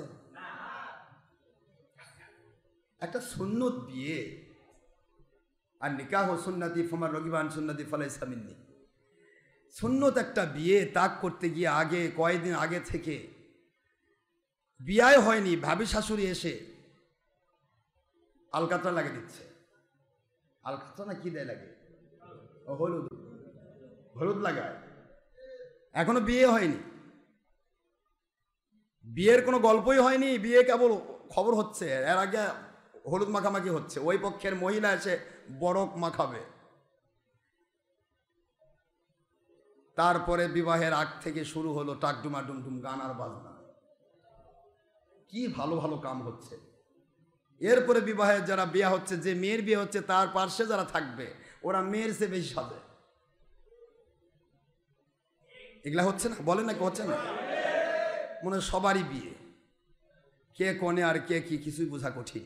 এই জন্য আমি অনেক আগে বিয়ে অনুষ্ঠান ছাড়ি দিচ্ছি। বিয়ে শাদী আল্লাহ প্রদত্ত নিয়ামত। বিবাহের বাড়ি কি কি ঘটতেছে একটু চিন্তা করছেন কি? সে বিবাহে পরপক্ষ ভিডিও নিয়ে আসছে, কনে পক্ষও ভিডিও নিয়ে আসছে। বলেন কি হচ্ছে না? 4-8 দিন থেকে তো গান বাজতেইছে, চলতেইছে গান ধমাধম। হাজি সাহেবের বাড়ি, আন্তর্জাতিক খ্যাতি সম্পন্ন হাজি, প্রতি বছর একটা করে হজ করে, 82 বছর বয়স, 83টা হজ।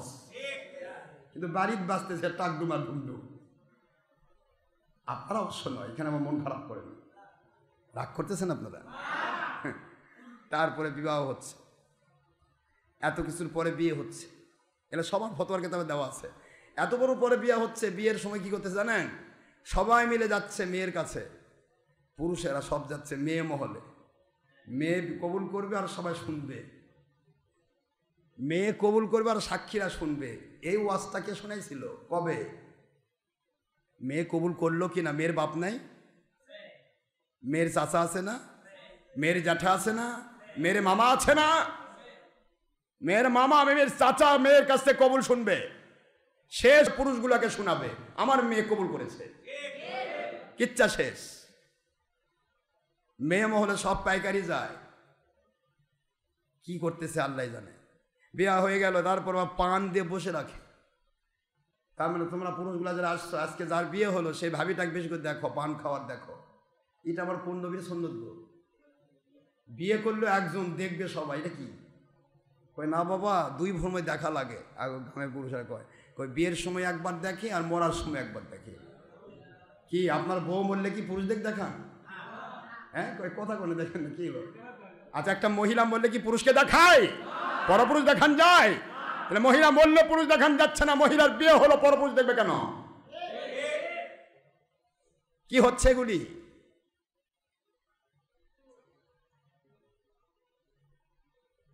দেনমোহর ফরজ, ফাতুহুন্না উজুরাহুন্না নিহলা।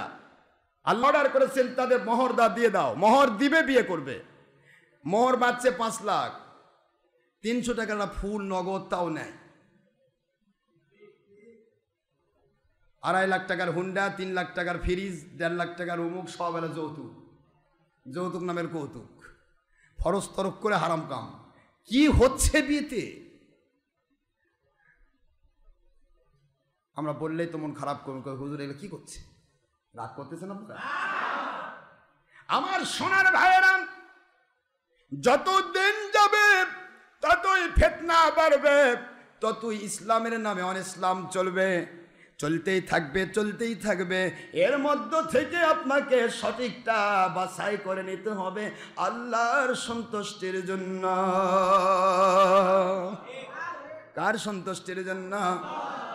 আল্লাহ বললেন রিদওয়ানুম মিনাল্লাহি আকবার। আমার যত কাজ করবে তুমি যদি বলো আমি আল্লাহর জন্য করছি, আমার সন্তুষ্টিকে প্রাধান্য দেবে, দুনিয়ার কে দেখলো না দেখলো তাকাবে না। আজকে অনেকেই কয় ওনা হজ করেনি। ওই যে রাজারবাগের পীর সাহেব একটা ফতোয়া দেয়, রাজারবাগীরা হজ করে না, অমুক ডক্টর আশরাফ সিদ্দিকী বা অমুকরা হজ অস্বীকার করছে। আরে হজ কোন বৎসর কে যাচ্ছে? তাহলে যাওয়ার সময় আগে খারেজিদের মোবাইল করা লাগবে না? সবার কাছে মোবাইল করে, ভাই খারেজিরা আমরা হজে যাচ্ছি এবার। হ্যাঁ, আরে কথা কয় কি হলো? হজে যাচ্ছি বলে যা লাগবে। পথের মানুষ নামাজ পড়ে না, মসজিদে আসে না। তোমার মসজিদে না গেলে নামাজ পড়ে না? নামাজ পড়বা যাওয়ার সময় তোমাকে কল দিব যে ভাই আমি নামাজে যাচ্ছি, তুই কই? নামাজে যাওয়ার সময় কল দিব তোকে। নামাজ পড়বো আমার আল্লাহর সন্তুষ্টির জন্য। সেই খানে নামাজ পড়বো যে ইমাম সাহেব নবীর দুশ্মনী করে না। তুই নবীর দুশ্মন, তুই কি বুঝবি নামাজ আছে না নাই? নবীর দুশ্মন যে নবীকে আমাদের মতো বলে, বড় ভাইয়ের মতো বলে, মাটির মানুষ বলে, এটা তো এমন পজিশনে আছে ওটা ইমানই নাই। ওযু না থাকলে তার পিছনে নামাজ হয় না, এর পিছনে নামাজ হবে কি করে? যেতে হয়, মসজিদ ছাড়া যাবে না। মসজিদ আমি বলেছি আমার মুরিদদেরকে, আমার মুরিদেরা কোনো মসজিদ ছাড়বে না। যে মহল্লায় আছে সেই মহল্লায় মসজিদ নামাজ পড়বে। ওদের দেখলে, আমাদের একটা ভক্ত দেখলে যেন ওদের কোলজাব জ্বলে পুরে ছাই হয়ে যায়। বোঝে বাবা সব জায়গায় আছে সাইজ। মসজিদ ছাড়া যাবে না। মসজিদ আল্লাহর ঘর, আল্লাহর ঘর মসজিদ, সেখানে যেতে হবে। আপনি না যান তাহলে ভালো মন্দ বিচার হবে না। আপনি যাবেন, ইক্তিদায় তুমি হাজাল ইমাম পড়বেন না, বাস ক্লিয়ার। ইক্তিদায় তুমি হাজাল ইমাম পড়বেন, আমি তোকে মানি না। আমি আমার আল্লাহর ঘরে গেছি, এই মুসলমানগুলোর সাথে জামাতে নামাজ পড়বো। এই নামাজে আমি আল্লাহর সন্তুষ্টির জন্য দাঁড়িয়ে গেলাম। একা একা নামাজ পড়বেন, জামাতে ফলো করবেন। জামাতের সওয়াব, আপনি জামাত পড়ার দিয়েছেন, সওয়াব হবে। আপনি কেন ইমামের পিছনে নামাজ পড়তে ইক্তেদা করলেন না? এটা আমার মালিক দেখতেছেন। এখানে অহংকার করে করা যাবে না, হিংসা করে করা যাবে না, গৌরব করে করা যাবে না। করতে হবে আল হুব্বু ফিল্লাহ ওয়াল বুগদু ফিল্লাহ। আমার আল্লাহ এবং নবীর সন্তুষ্টির জন্য আমি সম্পর্ক রেখেছি। আল্লাহ এবং নবীর সন্তুষ্টি নাই, আমি সম্পর্ক রাখতে পারলাম না। একটা মানুষ, ভালো মানুষ, সাদা মাটা মানুষ, নামাজ পড়ে, রোজা রাখে, হজ করে, যাকাত দেয়, আলেম, ওলি আউলিয়া, পীরে কাবিল মুকাম্মিল সব ঠিক আছে, কিন্তু ওযু চলে গেছে, তার পিছনে নামাজ হবে? এত ভালো মানুষ, ওযু চলে গেল, তার পিছনে নামাজ হবে না। ওযু চলে গেলে তার ঈমান নষ্ট হয় না। অজু চলে গেলে অজু করতে হয়, আর যার ইমানই চলে গেছে তার পিছে কি নামাজ হবে? এই জন্য এরা বলে পীরের নামাজ পড়ে না, পীরের মুরিদের নামাজ পড়ে না। আরে নামাজ সবাই পড়ে, গরু ছাগলের পিছে নামাজ পড়ে না। গরু ছাগল বলেও তো ভুল হবে। আল্লাহ বলেছেন বালহুম আদাল, বালহুম আদাল উলাইকা কাল আম বলে শেষ করে নাই। লাহুম কুলুবুল লা ইয়াফকাহুনা বিহা ওয়া লাহুম আ'য়ুনুল লা ইউবসিরুনা বিহা ওয়া লাহুম আযানুল লা ইয়াসমাউনা বিহা উলাইকা কাল আনআম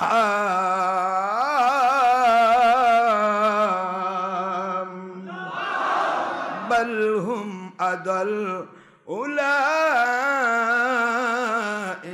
হুমুল গাফিলুন।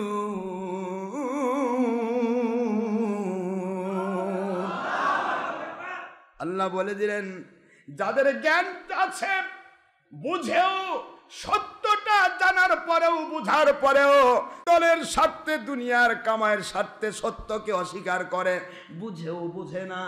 যাদের চোখ আছে, জ্ঞান চক্ষু দেখলো এটাই সঠিক, এটাই সঠিক, কিন্তু চোখ থাকার পরেও সে শুনি দেখেও দেখলো না। যার কান আছে সত্য শুনলো, এটাই সত্য কথা, এটাই সঠিক, কিন্তু আমি 2 নম্বর এটা মানতে পারবো না, এই চিন্তায় সে সত্যটাকে শুনেও না শোনার ভান করলো। আল্লাহ বলেন উলাইকা কাল আনআম, ওরা চতুষ্পদ জন্তু জানোয়ারের মতো। আল্লাহ বুঝাইলেন চতুষ্পদ জন্তু জানোয়ার, ওরা তো আর বুঝে না বুঝার ভান করে না। সুবহানাল্লাহ বলেন। ওরা তো বুঝে না বলে অপরাধ করে, কিন্তু এরা তো বুঝেও না বুঝার ভান করতেছে। বালহুম আদাল, চতুষ্পদ জন্তু জানোয়ারের চেয়েও এরা নিকৃষ্ট। নাউজুবিল্লাহ বলেন। জেনে বুঝে সত্য অস্বীকার করে, জেনে বুঝে সত্যের বাধা দেয়। আগামীকালকে আমার সিংড়াতে একটা মাহফিল, সিংড়া শহরে, সিংড়া কলেজ মাঠে।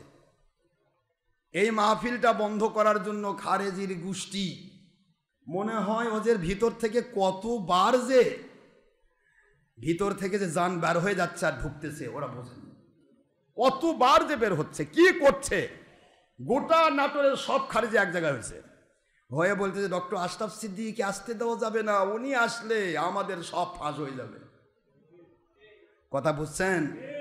ডক্টর আশরাফ সিদ্দিকী গিয়ে যদি এগুলা কয়, তাহলে যেই মানুষগুলাকে যেভাবে সাইজ করছে উল্টাপাল্টা করে, যা ইচ্ছা তাই শোনায়, যা ইচ্ছা তাই বোঝায়, মূর্খ মানুষগুলো যারা তাদের পিছে লাগে আছে, এখন আমাদের কথা যখন শুনবে তখন ওরে এরা না এরা না আমাদের এতদিন ঠকাইছে ধর্মের নামে, এই ঠকানোর ভয়ে, এই যে ঠকানো ধরা খাবে, সুরতটা ধরা খাবে, এই চরিত্রটা ধরা পড়বে, এই ভয়ে তারা কত জায়গায় যাচ্ছে, কান্না কাটি এটা সেটা। লাস্টে প্রশাসনের সাথে যখন পারে নাই, প্রশাসন যখন বলছে আমরা পারমিশন দিয়ে দিয়েছি, মন্ত্রী সাহেব তিনি সুপারিশ করেছেন মাহফিল হবে, লাস্টে গিয়ে কইছে আমরাও তাহলে ওই মাঠে মাহফিল দেব। অথচ ওই সিংড়াতে কত গান হচ্ছে, কত বাজনা হচ্ছে, কত হাউজি হচ্ছে, কত প্রতি দোকানে দোকানে টিভি পর্দা। কথা করছেন না কেন?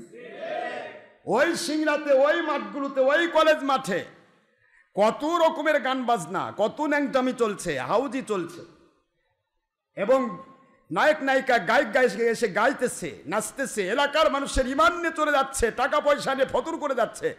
একটা জায়গায় খারেজি ওয়াহাবি কোনোদিন বাধা দিল না, কান্নাকাটি করলো না।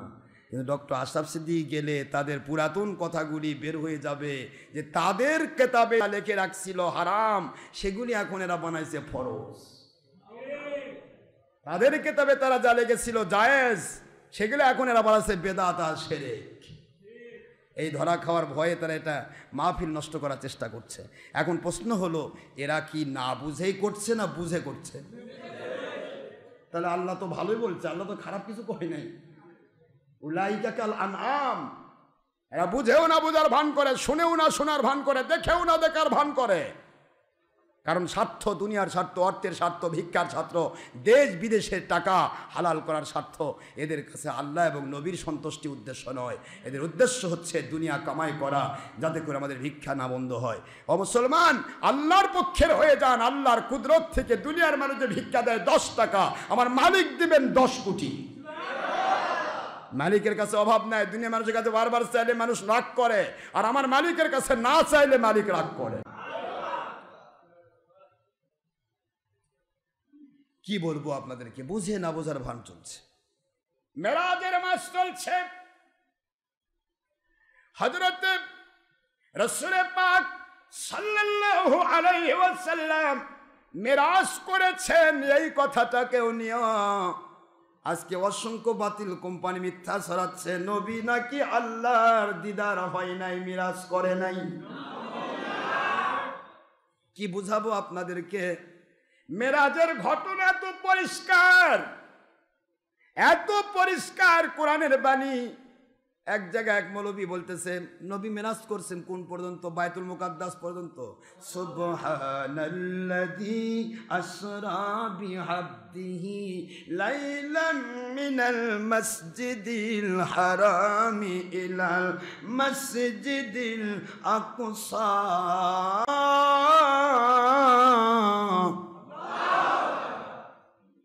হচ্ছে যে মসজিদুল হারাম থেকে মসজিদ আকসা পর্যন্ত আল্লাহর নবী মেরাজ করেছেন, এই পর্যন্ত খবর দিল। আমি বললাম সূরা নজমের 11 নম্বর আয়াত কোথায় গেল? ইনদা সিদরাতিল মুনতাহা। আল্লাহু আকবার। সিদরাতিল মুনতাহা কই রাখলি? ফাআউহা ইলা আবদিহি মা আওহা।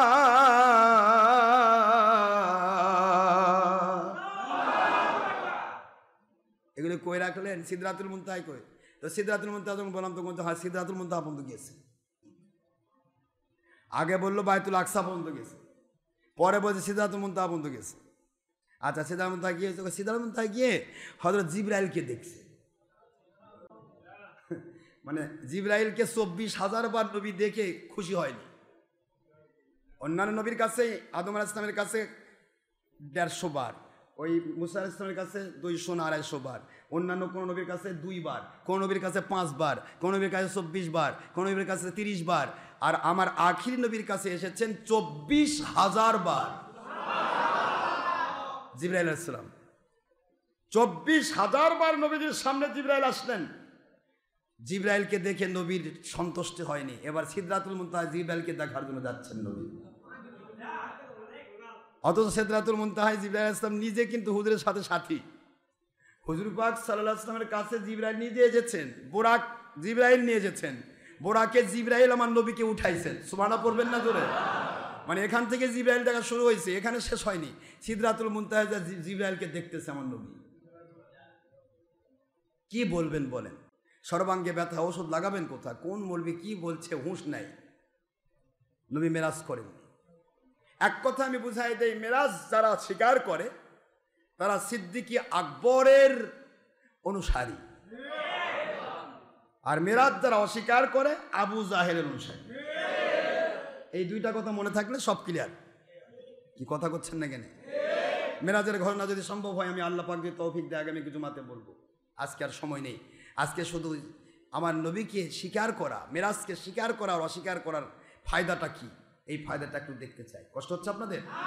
ফায়দা কি? মেরাজকে স্বীকার অস্বীকারের ফায়দা কি, এই ফায়দাটুকু দেখাই দেয়। তো হুজুর পাক সাল্লাল্লাহু আলাইহি সাল্লাম তিনি মেরাজ থেকে আসলেন। এক কথায় মেরাজে নিয়ে গেলাম, নিয়ে আসলাম। এখানে অনেক কথা আছে, সম্ভব হলে আগামী জুমাতে বলবো ইনশাআল্লাহ, সবার ইনশাআল্লাহ। যেহেতু আমি মেরাজের রাত্রে থাকতেছি না, এবার আমি ইন্ডিয়াতে থাকতেছি। 30 তারিখে আমার ফ্লাইট। আল্লাহ দয়া করে ইন্ডিয়া যাবো। আমি 3, 4, 5, 6, 7 পর্যন্ত সম্ভবত ইন্ডিয়াতে থাকবো। তো যেহেতু মেরাজের রাতে থাকতেছি না, এবার আমাদের এখানে মেরাজের সেভাবে কোনো ফলাভাবে অনুষ্ঠান হচ্ছে না। তবে শবে বরাত আর ঈদে মিলাদুন্নবী এই দুইটা অনুষ্ঠান প্রতি বছর ইনশাআল্লাহ কন্টিনিউ ফজর পর্যন্ত হবে। এটাতে আপনারা সবাই অ্যাটেন্ডেন্স দেওয়ার চেষ্টা করবেন। আমি আপনাদেরকে বলছি, তো মেরাজের ঘটনাটা আমি যদি সম্ভব হয়, এর মধ্যে কত শিক্ষা রয়ে গেছে, এগুলি ইনশাআল্লাহ সামনে জুমাতে বলার চেষ্টা পাবো। তো আজকে আমি বলছি রসুল পাক সাল্লাল্লাহু আলাইহি সাল্লামের মেরাজ স্বীকারকারীর ফায়দা কি আর অস্বীকারীর ফজিলত কি বলবো? একটু বলি, এটা জানাই আছে আপনাদের, তাও বলে দেই। তো মেরাজকে স্বীকারকারীর ফজিলত কি আর অস্বীকারীর ফজিলত কি বলবো? মাশাআল্লাহ। তো স্বীকারকারী হুজুর পাক সাল্লাল্লাহু আলাইহি সাল্লাম তিনি মেরাজ করে আসলেন। মেরাজ করে আসার পরে মিস্টার আবু জাহেল সে রসুলের সামনে চলে আসলাম। নামটা আবু জাহেল ছিল না, আবুল হেকাম। আবুল হাকাম বুদ্ধিজীবী, মহাবুদ্ধিমান। এ বুদ্ধিমান আসলো, দৌড় দিয়ে আসছে। হাই মোহাম্মদ সাল্লাম কই গেছলে? কই চাচা আপনি জানেন না আমি আজকে আল্লাহর কুদরতি দিদার করে আসলাম। তো সুরে না শুনে ধর্মের কাহিনী, এটা তো আবু জাহেল। আবুল হেকাম নাম আছে কিন্তু থাকবে না এই হেকাম নাম। তো আবু জাহেল বলছে যে মেরাজ করে আসলেন? হ্যাঁ। এমনি তো বলে যে মোহাম্মদ সাল্লাম তো আমার ভাতিজা। আরে আমি চিনলাম না তাই নবী, তোমরা কোথায় চিনো? আমার সামনে বড় হলো, কবে নবী হলো? কথা কি বোঝেন আপনারা? এখনো তো ছোট চারণাকে কয় আমাদের সামনে বড় হলো, ছোট মানুষ কেবলমাত্র এখনো দানি টানি ঠিক মতো পাকেনি, তাই আবার কখন বিশ্বাস হলো? মানে এরকম কিছু চোট্টর আছে না? আছে। নিজের স্ট্যাটাস রক্ষার জন্য মিথ্যে কথা বলে। কাকে আল্লাহ কি করে নিবেন, কাকে দিয়ে আল্লাহ কি গোলামি করে নেবেন, এটা মালিকের ইচ্ছা উপর নির্ভর করবে। এখানে কোনো মাতবরি নেই, অহংকার নেই, হিংসা বিদ্বেষ নেই। তবে আল্লাহর সন্তুষ্টি যদি আপনার ভিতরে থাকে তাহলে আল্লাহ প্রদত্ত নিয়ামতকে স্বীকার করা আপনার জন্য জরুরি। আবু জাহেল তো এগুলাই বলতো। আবু জাহেল বললেন, আয় আব্দুল্লাহর ছেলে মুহাম্মদুর রাসূলুল্লাহ সাল্লাল্লাহু আলাইহি ওয়াসাল্লাম, ঠিক আছে আপনি কি করলেন, কোথায় গেলেন একটু শুনি। আমার নবীজি ভাবলেন যে চাচা হয়তো হেদায়েত হয়ে যাবে, মেরাজের ঘটনা শুনলে চাচা হেদায়েত হবে। কি কন? আসলে তো আল্লাহ রাসূলকে আল্লাহ পাক সবই বোঝান যে হেদায়েত সে হবে না, আর তার মতো অনেক বেঈমান কিয়ামত পর্যন্ত থাকবে, সব জেনে বুঝেও হেদায়েত হবে না, এটা বোঝানো হচ্ছে।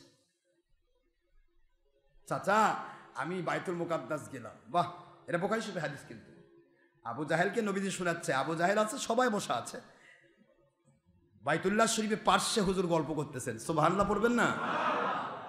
চাচা আমি তো আসলাম, আমার মালিক আমাকে নিয়ে গেলেন, আমি যখন ওযু করলাম, ওযু করে জিবরাইল আলাইহিস সালাতু ওয়াস সালাম আমাকে বোরাক নামক একটা আরোহণে উঠালেন, একটা রাখি এটাতে উঠাইলেন, এটাতে উঠলাম।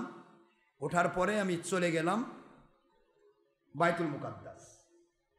বাইতুল মুকাদ্দাসে গিয়ে দেখলাম হাজার হাজার লাখ লাখ কোটি কোটি মানুষ তারা আমার ইমামতিতে নামাজ পড়ার জন্য অপেক্ষা করছে। সুবহানাল্লাহ, সুবহানাল্লাহ। আম্মানি বুখারীর 12, আমাকে ইমাম বানানো হলো আল্লাহর পক্ষ থেকে। জিবরাইল আলাইহিস সালাম বললেন, আমার আল্লাহর বন্ধু, লক্ষ কোটি মানুষেরা দাঁড়িয়ে রয়েছে, এখন 2 রাকাত নামাজ হবে, এ নামাজের ইমাম আপনি ছাড়া এখানে আর কেউ যোগ্য নাই। হুজুর বললেন যে আমি ছাড়া কেউ যোগ্য নেই? কই না, আপনি যোগ্য। নামাজ আল্লাহর হাবিব বলেন, ইমাম বানানো হলো আমাকে, ইমাম হয়ে গেলাম। ফাসাল্লাইতু বিহিম রাকাতাইন, আমার পিছনের লক্ষ কোটি মানুষগুলোকে নিয়ে আমি 2 রাকাত নামাজ পড়লাম ইমাম হইয়া। আল্লাহর হাবিব, ও আল্লাহর বন্ধু, কে আপনার পিছে নামাজ পড়লো? আল্লাহর হাবিব সাল্লাল্লাহু আলাইহি ওয়াসাল্লাম তো মালিকের পক্ষ থেকে জানেন, তারপরে জিবরাইল বললে সাক্ষী হয়ে গেল। সুবহানাল্লাহ বলেন না? বলে প্রত্যেকটা প্রশ্ন জিবরাইল করতেন, আমার নবী উত্তর না দিয়ে বলতেন, ও জিবরাইল তুমি বলো। উদ্দেশ্য নবী জানেন না নয়, নবীকে আল্লাহ ওহী জানিয়ে দেন, কিন্তু জিবরাইলকে মধ্য দিয়ে বলার উদ্দেশ্য হচ্ছে দুনিয়ার কাফিরেরা যেন বলতে না পারে শুধু মুহাম্মদ সাল্লাল্লাহু আলাইহি ওয়াসাল্লাম বলেছেন, এটা জিবরাইলও বলেছেন, এটা একটা সাক্ষী হয়ে গেল। আই জিবরাইল কে নামাজ পড়লো? ও আল্লাহর হাবিব সাল্লাল্লাহু আলাইহি ওয়াসাল্লাম, আপনার পিছে যারা নামাজ পড়লো ওরা সকলেই আপনার পূর্বে যাওয়া 1,23,999 জন পয়গম্বর, এবং তা আপনার লক্ষ কোটি রহমতের আল্লাহর ফেরেশতারা। অগণিত নবী রাসূল আলাইহিস সালাম আর রহমতের ফেরেশতারা কোটি কোটি, এরা সবাই আপনার পিছে আজকে আপনার ইমামতিত্বের নামাজ পড়েছেন। উদ্দেশ্য কি বন্ধু, আল্লাহর বন্ধু তা জানেন? আপনাকে বানানো হলো প্র্যাকটিক্যাল ইমামুল মুরসালিন, নবী রসুলেরও ইমাম। জোরে বলেন না সুবহানাল্লাহ। নবী রসুলেরও, তাহলে নবী কার মতো? যদি কোন যে নবী আরেক নবীর মতো, তা সে নবীও কি ইমামুল মুরসালিন? ইমামুল মুরসালিন একজনই। ইমামুল মুরসালিন কয়জন? রহমাতুল আলামিন কয়জন? শাফিউল মুজনিবিন কয়জন? আখেরি রসুল কয়জন? তাহলে বুঝা পারতেছেন না আমার নবীর সাথে কারো তুলনা আছে? নবীর সাথে অন্য নবীরই তুলনা নেই। এরা এই ড্যারবেটেরা কি কয় নবী আমাদের মতো না, কেমনি আমার সাথে মিলবে কোন?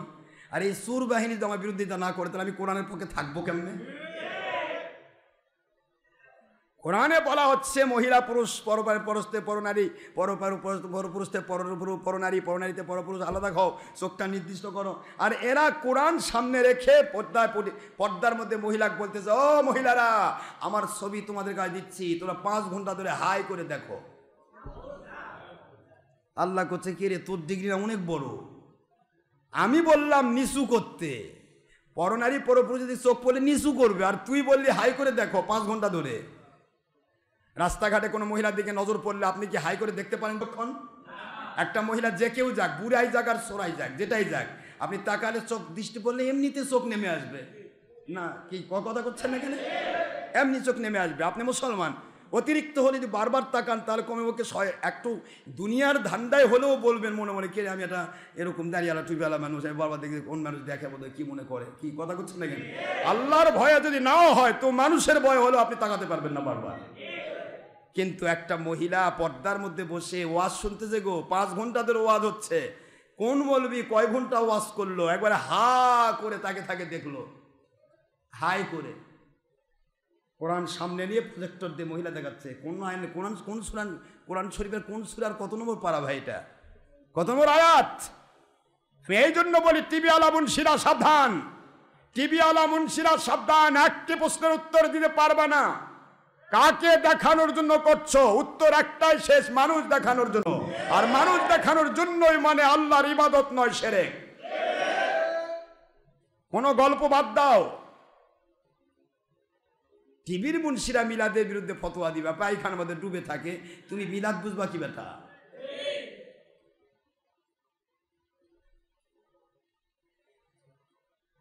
ভাইজান আমার, শোনার চেষ্টা করুন, বাড়াইতে চাই না, গভীর হয়ে যাচ্ছে সময়, তাড়াহুড়া করতেছি। আল্লাহর হাবিব সাল্লাল্লাহু আলাইহি ওয়াসাল্লাম মেরাজ কেমনে করলেন, কিভাবে কি হলেন, এক একটার বিষয়ে যত রকমের কথা রয়েছে। এত কথা বলতে গেলে মেরাজ নিয়ে কয়েকদিন কথা বলা দরকার। শুধু আজকে বোঝাতে যাচ্ছি আমার নবী মেরাজ করেছেন, এই পর্যন্ত বলাই যথেষ্ট মুমিনের জন্য। কারণ মুমিন একটি কথাই বুঝবে, আল্লাহর হাবিব যা বলবেন তা মিথ্যে হতে পারে না। ঠিক না বা ঠিক বলে কোন? তারপরেও আমার আল্লাহ বললেন, মা কাযাবাল ফুয়াদু মা রাআ।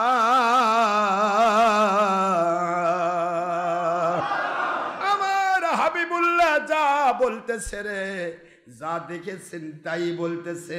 আমার হাবিবুল্লাহ একটি কথাও তিনি বানিয়ে বলতেছেন না। আমার আল্লাহ কি সার্টিফিকেট দিচ্ছেন? কেউ কেউ বলছে হয়তো বাড়াবাড়ি হয়ে গেছে। আল্লাহ পাক আবার বলতেছেন, দুনিয়ার কাফিরেরা কেন বাড়াবাড়ি হবে? আমার নবী তো একটি কথাও বানিয়ে বলছেন না। আমার নবী যা দেখেছেন তাই তোমাদেরকে বলতেছেন। মা যাগাল বাসারু ওয়া মা তাগা।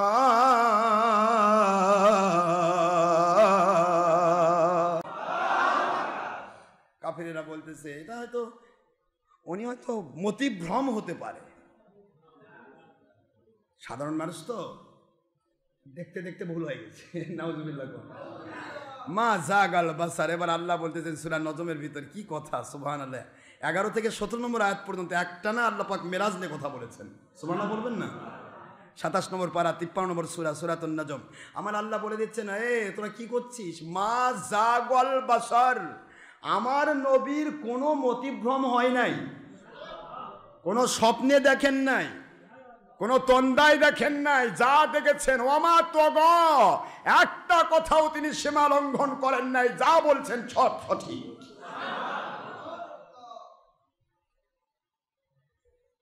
নবীজি পাক সাল্লাল্লাহু আলাইহি ওয়াসাল্লাম যা বলবেন মুমিনের কাছে এটাই সঠিক। কি বল না ভাই?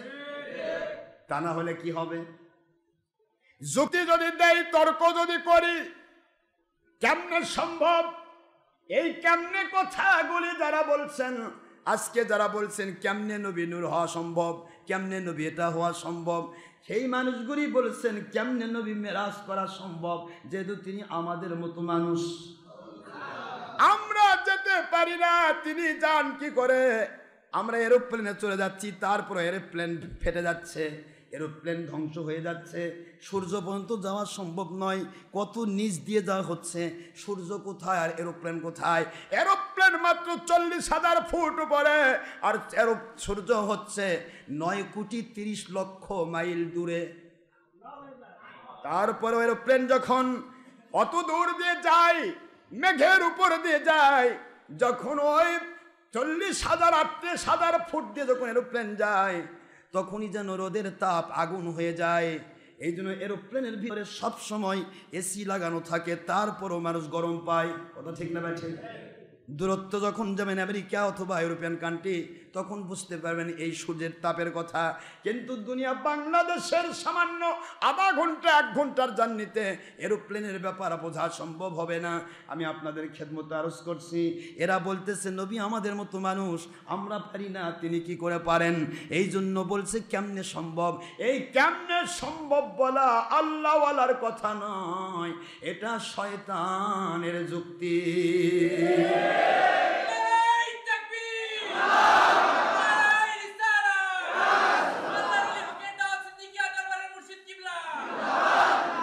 এই কথাটাই বুঝাও, আমি চেষ্টা করব এই কথাটা বুঝাতে। আল্লাহর হাবিব সাইয়্যিদুল মুরসালিন হুজুর পাক সাল্লাল্লাহু আলাইহি ওয়াসাল্লাম কোরআনের বাণী দিলেন, ওয়ামা কানা লিমুমিনিন ওয়ালা মুমিনাতিন ইযা কাদাল্লাহু ওয়া রাসূলুহু আমরা।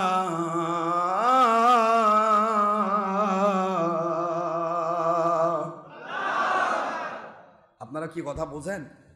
সূরাতুল আহজাব 36 নম্বর আয়াত, 22 নম্বর পারার ফার্স্ট পেজ, 33 নম্বর সূরা। আল্লাহ বললেন, ওয়ামা কানা লিমুমিনিন ওয়ালা মুমিনাতিন ইযা কাদাল্লাহ, ইযা যখন কাদাল্লাহ ফায়সালা করেন আল্লাহ, ওয়া রাসূলুহু অথবা আল্লাহর হাবিব, সুবহানাল্লাহ বলেন। আল্লাহ কোন ফায়সালা দিয়েছেন, আল্লাহ কোন রায় দিয়েছেন, নবীজি কোন রায় দিয়েছেন, আল্লাহ অথবা নবীজি কোনটা হালাল বলেছেন, হারাম বলেছেন, জায়েজ বলেছেন, নাজায়েজ বলেছেন, যেই ফায়সালাটা আল্লাহর পক্ষ থেকে দেওয়া হয়েছে অথবা নবীজি পাক সাল্লাল্লাহু আলাইহি সাল্লাম ওনার পক্ষ থেকে দেওয়া হয়েছে, ওই ফায়সালা কেউ যদি যুক্তি তর্ক দিয়ে কেমনে হলো, কিভাবে হলো, সম্ভব নয়, এইভাবে সম্ভব, ওইভাবে সম্ভব, এভাবে সম্ভব নয়, ওইভাবে সম্ভব নয়, যুক্তি তর্ক খাটাইতে যদি চায়, আল্লাহ ঘোষণা দিলেন ওরা মুমিন নয়, ওরা বেঈমান। ফালা ওয়া রাব্বিকা লা ইউমিনুনা হাত্তা ইউহাক্কিমুকা ফীমা শাজারা বাইনাহুম থুম্মা লা ইয়াজিদু ফী আনফুসিহিম হারাজাম মিম্মা কাদাইতা ওয়া ইউসাল্লিমু তাসলিমা।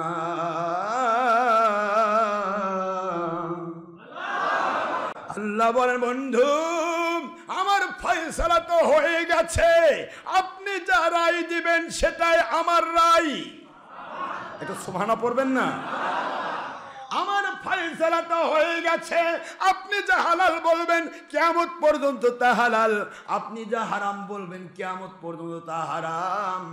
এ ফায়সালা তো কোরআন দিয়ে আমি দিয়েছি, মাইয়ুতির রাসূল ফাকাদ আতা আল্লাহ, যে আল্লাহর হাবিবকে মানলো আল্লাহকে মানলো, কারণ নবীকে মানার আদেশ আমার আল্লাহ করেছেন। সূরাতুল আপনি নিসা 80 নম্বর আয়াত দিয়ে আল্লাহ প্রমাণ করেছেন। আল্লাহ বললেন এবার সূরাতুন নিসার 65 নম্বর আয়াত, আমি ফায়সালা দিয়ে দিলাম, আপনি যা বলবেন হালাল তাই হালাল, আপনি যা বলবেন হারাম তাই হারাম, আপনি যা বিচার করবেন সেটা আমি আল্লাহর বিচার। সুতরাং আপনার দেওয়া রায়, আপনার দেওয়া ফায়সালা, আপনার দেওয়া হালাল হারামের ফায়সালা, আপনি বললেন ছবি বিডি টিভি হারাম, এরপরে যদি কেউ কয় যুক্তি দিব তর্ক দিব, এ যুগে লাগবে এ যুগে চলবে, আপনি বললেন মহিলা পুরুষ একাকার হওয়া হারাম। দুনিয়ার সাধারণ মানুষের ভুল হতে পারে, কিন্তু আলেম ওলামা ওলি আউলিয়া ভুল করা চলবে না। আপনি বললেন দুনিয়ার মহিলা পুরুষ পরনারী পরপুরুষে দিয়ে চোখ পড়লে হাইটা লো করতে হবে। আপনি বললেন আমার উপর দুরূদ সালাম পড়লে তোমাদের উপর 70টি রহমত নাজিল হবে, 10টি গুনাহ মাফ হয়ে 10টি রহমত নাজিল হবে, অথচ দুরূদ সালামের বিরোধিতা করা। এক কথায় আপনি যা যা বললেন হালাল, যা যা বললেন হারাম, যা যা বললেন জায়েজ, যা যা বললেন না জায়েজ, ওইগুলোকে যারা দলের স্বার্থে, ব্যক্তির স্বার্থে, অর্থের স্বার্থে, দুনিয়ার স্বার্থে যখন ওটাকে যুক্তি তর্ক দিয়ে খণ্ডন করার চেষ্টা করবে, আল্লাহ বলে চেষ্টা করা লাগবে না, বরং আপনার দেওয়া ফায়সালা বিনা যুক্তি তর্কে, বিনা সন্দেহে, বিনা যুক্তি তর্কে, সন্তুষ্ট চিত্তে, সন্দেহ ছাড়াই, যতক্ষণ পর্যন্ত আপনার ফায়সালা মেনে নিতে পারবে না, আল্লাহ বলেন আমি আপনার রব আমার কসম করে বলছি, লা ইউমিনুন, ওরা মুমিন নয়, ওরা বেঈমান।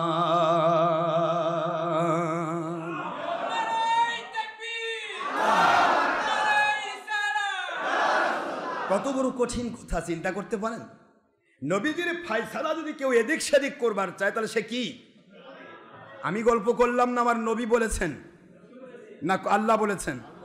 কোরআন সূরাতুন নিসা 65 নম্বর আয়াত 4 নম্বর সূরা 5 নম্বর পারা আল্লাহ ঘোষণা দিলেন এই কথা। তারপরে নবীজি বললেন রাআইতু রাব্বি আজ্জা ওয়া জাল্লা ফি আহসানি সূরাতিন, আমি আখের নবী বলছি আমার আল্লাহকে আমি উত্তম সূরতে দেখেছি। আল্লাহর হাবিব সাল্লাল্লাহু আলাইহি সাল্লাম পাক জবানকে বললেন আমার আল্লাহ কি উত্তম সূরতে দেখেছি।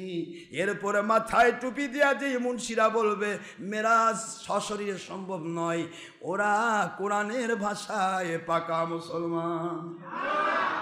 কোরআন স্বীকার করে মুসলমান হয়ে যাও, আমাদের আপত্তি নাই, আমরা কোরআন স্বীকার করে মুসলমান হতে চাই।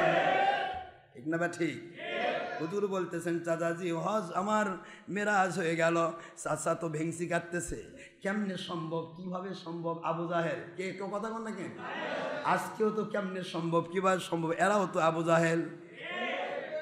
আবু জাহেল বলছে কেমনে সম্ভব, আমি উপরের দিকে কোনোদিন যাই নাই, বলতেও পারবো না, তবে আমি আবুল কাম আমি গেছি বাইতুল মুকাদ্দাস পর্যন্ত অনেকবার। বাইতুল মুকাদ্দাসের কয়টা জানালা আছে, কয়টা দরজা আছে, কোন দিকে কয় জানালা, কোন জানলায় কয়টা শিখ, তাও আমি গুনে আসছি। কথা বুঝছে?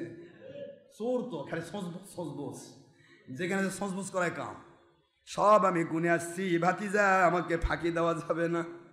আমার নবী বলেন চাচাজি কি বলতে চান বলো, কোন জানালায় কয়টা দরজা, কোন জেলা কোন দিকে কয়টা দরজা, কোন দিকে কয়টা জানালা, কোন জানালায় কয়টা শিক লাগান আছে, একটু বলো বাবা, আমি একটু সেটিং করি আমারটার সাথে মিলতেছে কিনা। চাচা ভাতিজা তো। আমার নবীজি কি এমনি বললেন, গোটা জগৎটা আমার আল্লাহ আমাকে এমন ভাবে দেখান, গোটা জগৎটা যেন আমার হাতের তালুর ভিতরে। চাচা জীবনে কোনদিন কেউ যদি বাইতুল মুকাদ্দাসে সফরে যায়, আমার সফরের ধারা ছিল নবী রাসূলদের ইমামতি করা, আমার আল্লাহর দিদারে যাওয়া। এখানে কোনো জানলা দরজা গোনা আমার কাম না। আপনি গেছেন দেখার জন্য, এই জন্য আপনি গুনেছেন, আমি গুনি নাই। তারপর আপনি কোন সাইডে জানলা যাচ্ছেন আপনি বলেন, উত্তর সাইডে জানলা কয়টা, বলে এই কয়টা। কোন জানলায় কটা শিখ? আল্লাহর নবী এখান থেকে গুনতেছেন।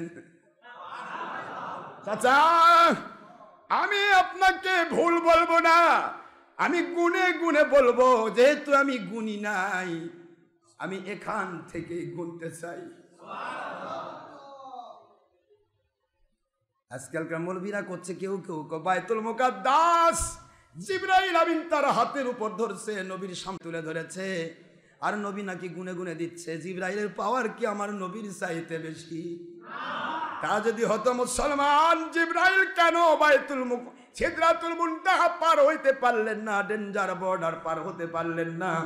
আখেরি নবী আমার আল্লাহর কুদরতের কাছে চলে গেলেন, জুতার পায়ের ধুলি নিয়ে নবীর উপরে চলে গেলেন, আর জিবরাইল সিদরাতুল মুনতাহায় স্টপ হয়ে গেলেন ডেঞ্জার বর্ডারে।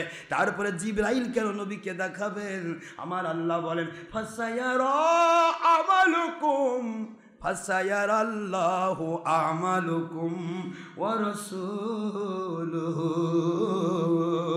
দুনিয়ার মানুষেরা রে, আমি আমার এমন একজন নবী প্রেরণ করেছি, তোমরা যত আমল করো সমস্ত আমল আল্লাহ পাক রব্বুল আলামিন দেখেন। ফাসায়ারাল্লাহ, আল্লাহ দেখেন, আমালুকুম তোমাদের আমল, রাসূলুহু এবং আমার নবীও দেখে।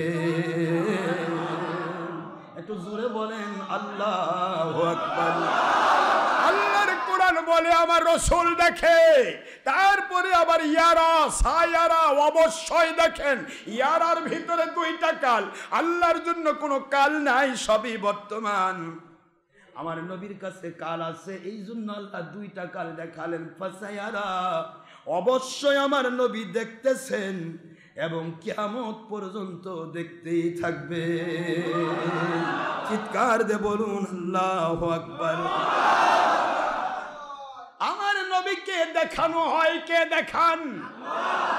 আল্লাহর হাবিব সাল্লাল্লাহু আলাইহি ওয়াসাল্লাম বলেন, চাচা এই জন্য ফতুল মুবিন কিতাব বুখারীর সরা গ্রন্থ 340 পৃষ্ঠার মধ্যে হাদিস শরীফ আছে, আল্লাহর হাবিব বলেন, গোটা জগৎটা আমার এত নিকটে, এত নিকটে, এত নিকটে, এত সহজভাবে আমার আল্লাহ আমাকে দেখান, গোটা জগৎটা যেন আমার হাতের তালুর ভিতরে। এরা কি কয় নবী আমাদের মতো মানুষ? সাহাবায়ে কেরাম প্রশ্ন করে, আল্লাহর বন্ধু দুনিয়াতে যেমন দেখতেছেন ডানে বামে, এটা বুখারীর হাদিস, লাস্তুকা হাদিম মিনকুম, আমি তোমাদের কারো মতো কখনো নই। মক্কা শরীফে আয়াত নাযিল হয়েছে, আনা বাশারুম মিসলুকুম, আমি তোমাদের মতো মানুষ। আর কাফেররা বলতো নবীর, আল্লাহর হাবিব বলেন কোরআনের ভাষায়, ক্বালাল কাফিরুনা মা আনতুম ইল্লা বাশারুম মিসলুনা, সকল কাফের বলতো নবীগণ আমাদের মতো মানুষ। এই জন্য আল্লাহ পাক ওইটাকে উইডু করে দিলেন, এখানে এসে নবীজির মুখ দিয়ে আল্লাহ বের করে দিলেন বুখারীর হাদিস দিয়া, লাস্তুকা হাদিম মিনকুম, আমি কোন দিক থেকে তোমাদের কারো মতো নই। আমি ডানে যত দূর দেখি, বামে তত দূর দেখি, সামনে যত দূর দেখি, পিছনে তত দূর দেখি, তোমরা দেখতে পারো না। গোটা জগৎটা আমার আল্লাহ পাক আমাকে কুদরতি ভাবে দেখান।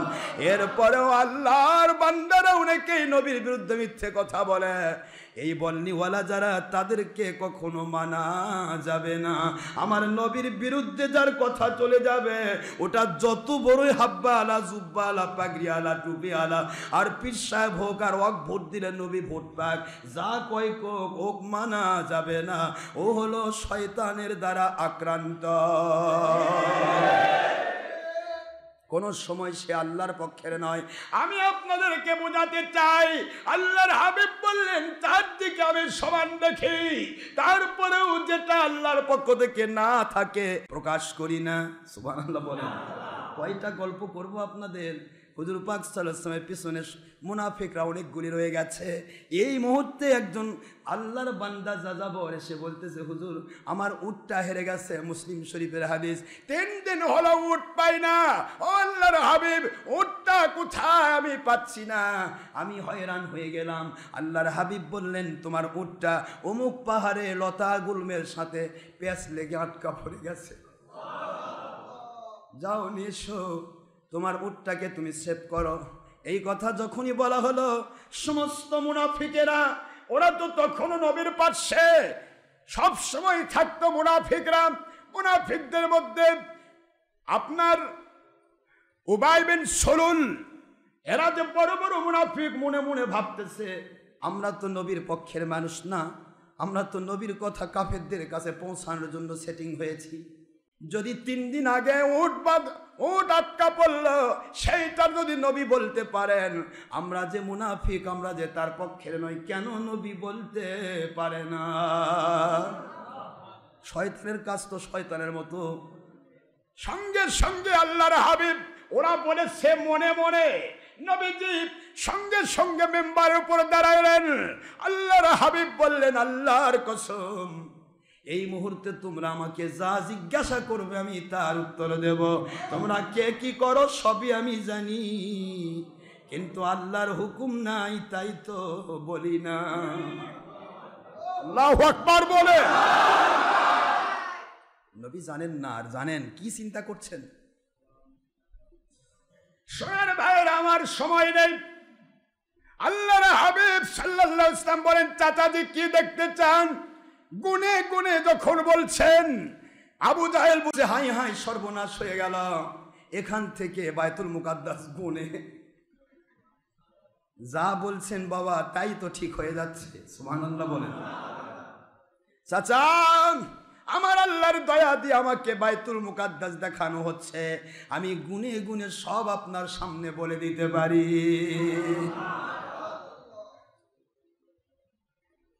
এত আশ্চর্যভাবে তুমি গেলে কেমনে? কিভাবে গেলে? 1 মাসের রাস্তা, তা 1 মাস সামান্য সময়। চাচা আরো জানবেন, গেলাম তো গেলামই, 27 বছর আমার আল্লাহর পাকের দিদার করলাম। কয় বছর? কার ফেরে ধরে কন্ত দেখি। 27 বছর আল্লাহর দিদারে মশগুল ছিলাম। ফাওহা ইলা আবদিহি মা আওহা। এই মা আওহার ব্যাখ্যা আমার আল্লাহ করেছেন। আমার নবীর কাছে আমি ওহী করেছি, কথা বলেছি, গল্প করেছি 27 বছর ধরে। জান্নাত দেখাইলাম, জাহান্নাম দেখাইলাম, হাউজে কাউসারের মালিক বানায়া দিলাম। সুবহানাল্লাহ বলেন। নামাজ দিলাম, রোজা দিলাম, হজ দিলাম। আমার বন্ধু 27 বছর ধরে আপনার সাথে গল্প করলাম, এটাই হলো মেরাজের ওহী। গল্প হয়ে গেল। গল্প হওয়ার পর আমি আসলাম দুনিয়াতে। আমার চাচা, দুনিয়াতে এসে দেখি যেখানে অজু করে চলে গিয়েছিলাম, ওই অজুর পানি এখনো টপকে নবীর নিচের জমিতে নেমে যাচ্ছে। নিচের জমিতে অজুর পানি টপকে নিচের জমিতে নেমে যাচ্ছে।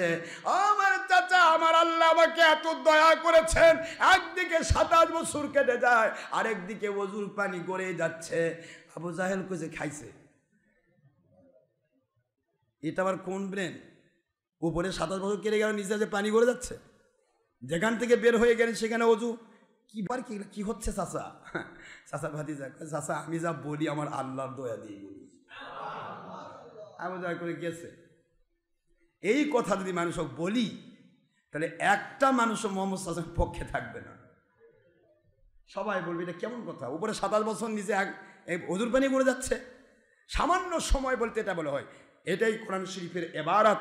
কোরআন শরীফের সূরাতুল আপনার ইসরা, যেটাকে বলা হয় বনি ইসরাইল, 15 পারার শুরুতেই সূরা, এই প্রথম আয়াতে যেটা বলা হলো, লাইলাম মিনাল মসজিদিল হারাম। লাইলাম, এই লাইলাম শব্দটা রাতের সামান্য সময়। সুবহানাল্লাহ জোরে কর। এই সামান্য সময়ের ব্যাখ্যা হুজুর করেছেন, দুনিয়ার ক্ষেত্রে সামান্য সময়, অজুর পানি টপকে যাচ্ছে, আর উপরের দিকে আমার মালিকের কাছে 27 বছর। আবু জাহেল কাছে, বাবা এটা আমি একটু বাইরে বলে দিব?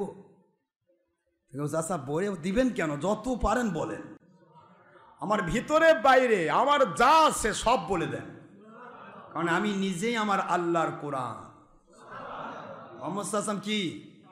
যিনি নিজেই কোরআন, নিজেই দলিল, সেখানে আর কি আছে, কি দরকার আছে? যা পারেন বলেন, কোনো আপত্তি নাই। আবু জাহেল খুব খুশি হলো, খুশি হয়ে চলে গেল। রাস্তার মধ্যে গিয়ে প্রথমেই দেখা পেয়েছে হযরত আবু বকর সিদ্দিক। আবু বকর রাদিয়াল্লাহু তাআলা আনহু আসতেছেন। তিনি শুনেছেন আমার নবীজি রাত্রেবেলা ছিলেন না, তো এই দৌড়ে দৌড়ে আসতেছেন। হুজুরের সাথে দেখা হয়নি, উনি তো হুজুর পাক সাল্লাল্লাহু আলাইহি ওয়াসাল্লাম সবসময় থাকতেন, তো দেখা হয় নাই, দৌড়ে দৌড়ে আসতেছেন। আবু জাহেল করছে, আবু বকর দাঁড়াও দাঁড়াও, কাম আছে। কি আবুল হাকাম, কি খবর? কি কয় যে মুহাম্মদ সাল্লাল্লাহু আলাইহি ওয়াসাল্লাম আজকে যা বলছে তা যদি তোমাকে বলি তাহলে তুমি আর মুহাম্মদের ভক্ত থাকবা না। ঠুনকু ভক্তি হলে হবে? আপনার বিরুদ্ধে, আপনার পীর সাহেবের বিরুদ্ধে একদম ফস করে একটা মিথ্যা কথা বললো, আপনি যা না করে বলা বাপ রে এত বড় কাম করছে, ওর কাছেই যাব না। কি কোন আপনারা এরকম করবেন? জানবেনই যে বাতিল কোম্পানি যারা, তাদের জন্মই মিথ্যা দিয়ে। ওরা মিথ্যা কথা বলে ওদের স্ট্যাটাস রক্ষা করবে কে মৃত্যু পর্যন্ত। আপনাকে আগে কনফার্ম হতে হবে যে আমার মুর্শিদ কিবলা বা আমার উমুক এটা করতে পারে না, তুই মিথ্যাবাদী। তুই সত্যবাদী হতে চল যাই, হুজুর তওবা করে না, তুই তওবা কর, তাহলে দেবে ক্যাট। ওটা আবু জাহেল। আবু জাহেল আমার আবু বকরকে ধরছে। আবু বকর বলছে মুহাম্মদ সাল্লাল্লাহু আলাইহি ওয়াসাল্লাম কি বলল? উনি বলেন কি বললো বলো? কয় মুহাম্মদ সাল্লাল্লাহু আলাইহি ওয়াসাল্লাম এক রাতের সামান্য সময় তিনি মেরাজ করেছেন, বাইতুল মুকাদ্দাস গিয়েছেন, 2 রাকাত নামাজ পড়াইছেন লক্ষ লক্ষ কোটি কোটি মানুষকে নিয়ে, রহমতের ফেরেশতা, আল্লাহর নবীগণ, তারপর ঊর্ধ্বগমন, সপ্তম আসমান, সিদরাতুল মুনতাহা, আল্লাহর আরশ, এরপরে 27 বছর কেটে গেল আল্লাহর দিদার। নিচে এসে দেখলেন যেখান থেকে ওযু করে বের হয়েছিলেন ওই জায়গায় ওযুর পানি এখনো টপকে যাচ্ছে। আল্লাহু আকবার বলবে না? আবু বকর বলতেছে, আচ্ছা এটা কি আমার নবীজির মুখ দিয়ে শুনছো তুমি? আমার নবী পাক সাল্লাল্লাহু আলাইহি ওয়াসাল্লাম ওনার মুখনিসৃত বাণী এটা? কয় আরে যা বললো হুবহু তাই, আমি যা বললাম হুবহু তাই, একটু বানাই নাই। আবু বকর বলে, আবু জাহেল, এ আবুল হিকাম, আমার নবীজির ব্যাপারটা নিয়ে তুই বুঝবি না। আমার নবী এমন এক পাওয়ারের অধিকারী, তিনি কুন ফায়াকুন, আল্লাহ ও আল্লাহ পাকের বান্দা। যারা বলুন সুবহানাল্লাহ। যে আল্লাহর পাওয়ার কুন ফায়াকুন, কোন বললেই হয়ে যায়, ওই আল্লাহর বান্দাকে আল্লাহ মেরাজ করাবেন, এখানে কোনো চিন্তা আসার সুযোগ নাই। আবু জাহেল শুনে নে, আমার নবীজির মুখ থেকে যদি তুই শুনে থাকিস, নিশ্চয় নিশ্চয় রে আবু জাহেল, আমার নবীজি পাক সাল্লাল্লাহু আলাইহি ওয়াসাল্লাম অবশ্যই অবশ্যই মেরাজ করেছেন। নামা আমরু ইদা আরাদা শাইআন আইয়াকুনা লাহু কুন ফায়াকুন। আল্লাহ বললেন, দুনিয়ার মানুষেরা চিন্তা ভাবনা করো, সুবহানাল্লাযী আসরা বিআবদিহি লাইলাম মিনাল মাসজিদিল হারাম ইলাল মাসজিদিল আকসা আল্লাযী বারাকনা হাওলাহু লিনুরিয়াহু মিন আয়াতিনা ইন্নাহু হুয়াস সামিউল বাসীর।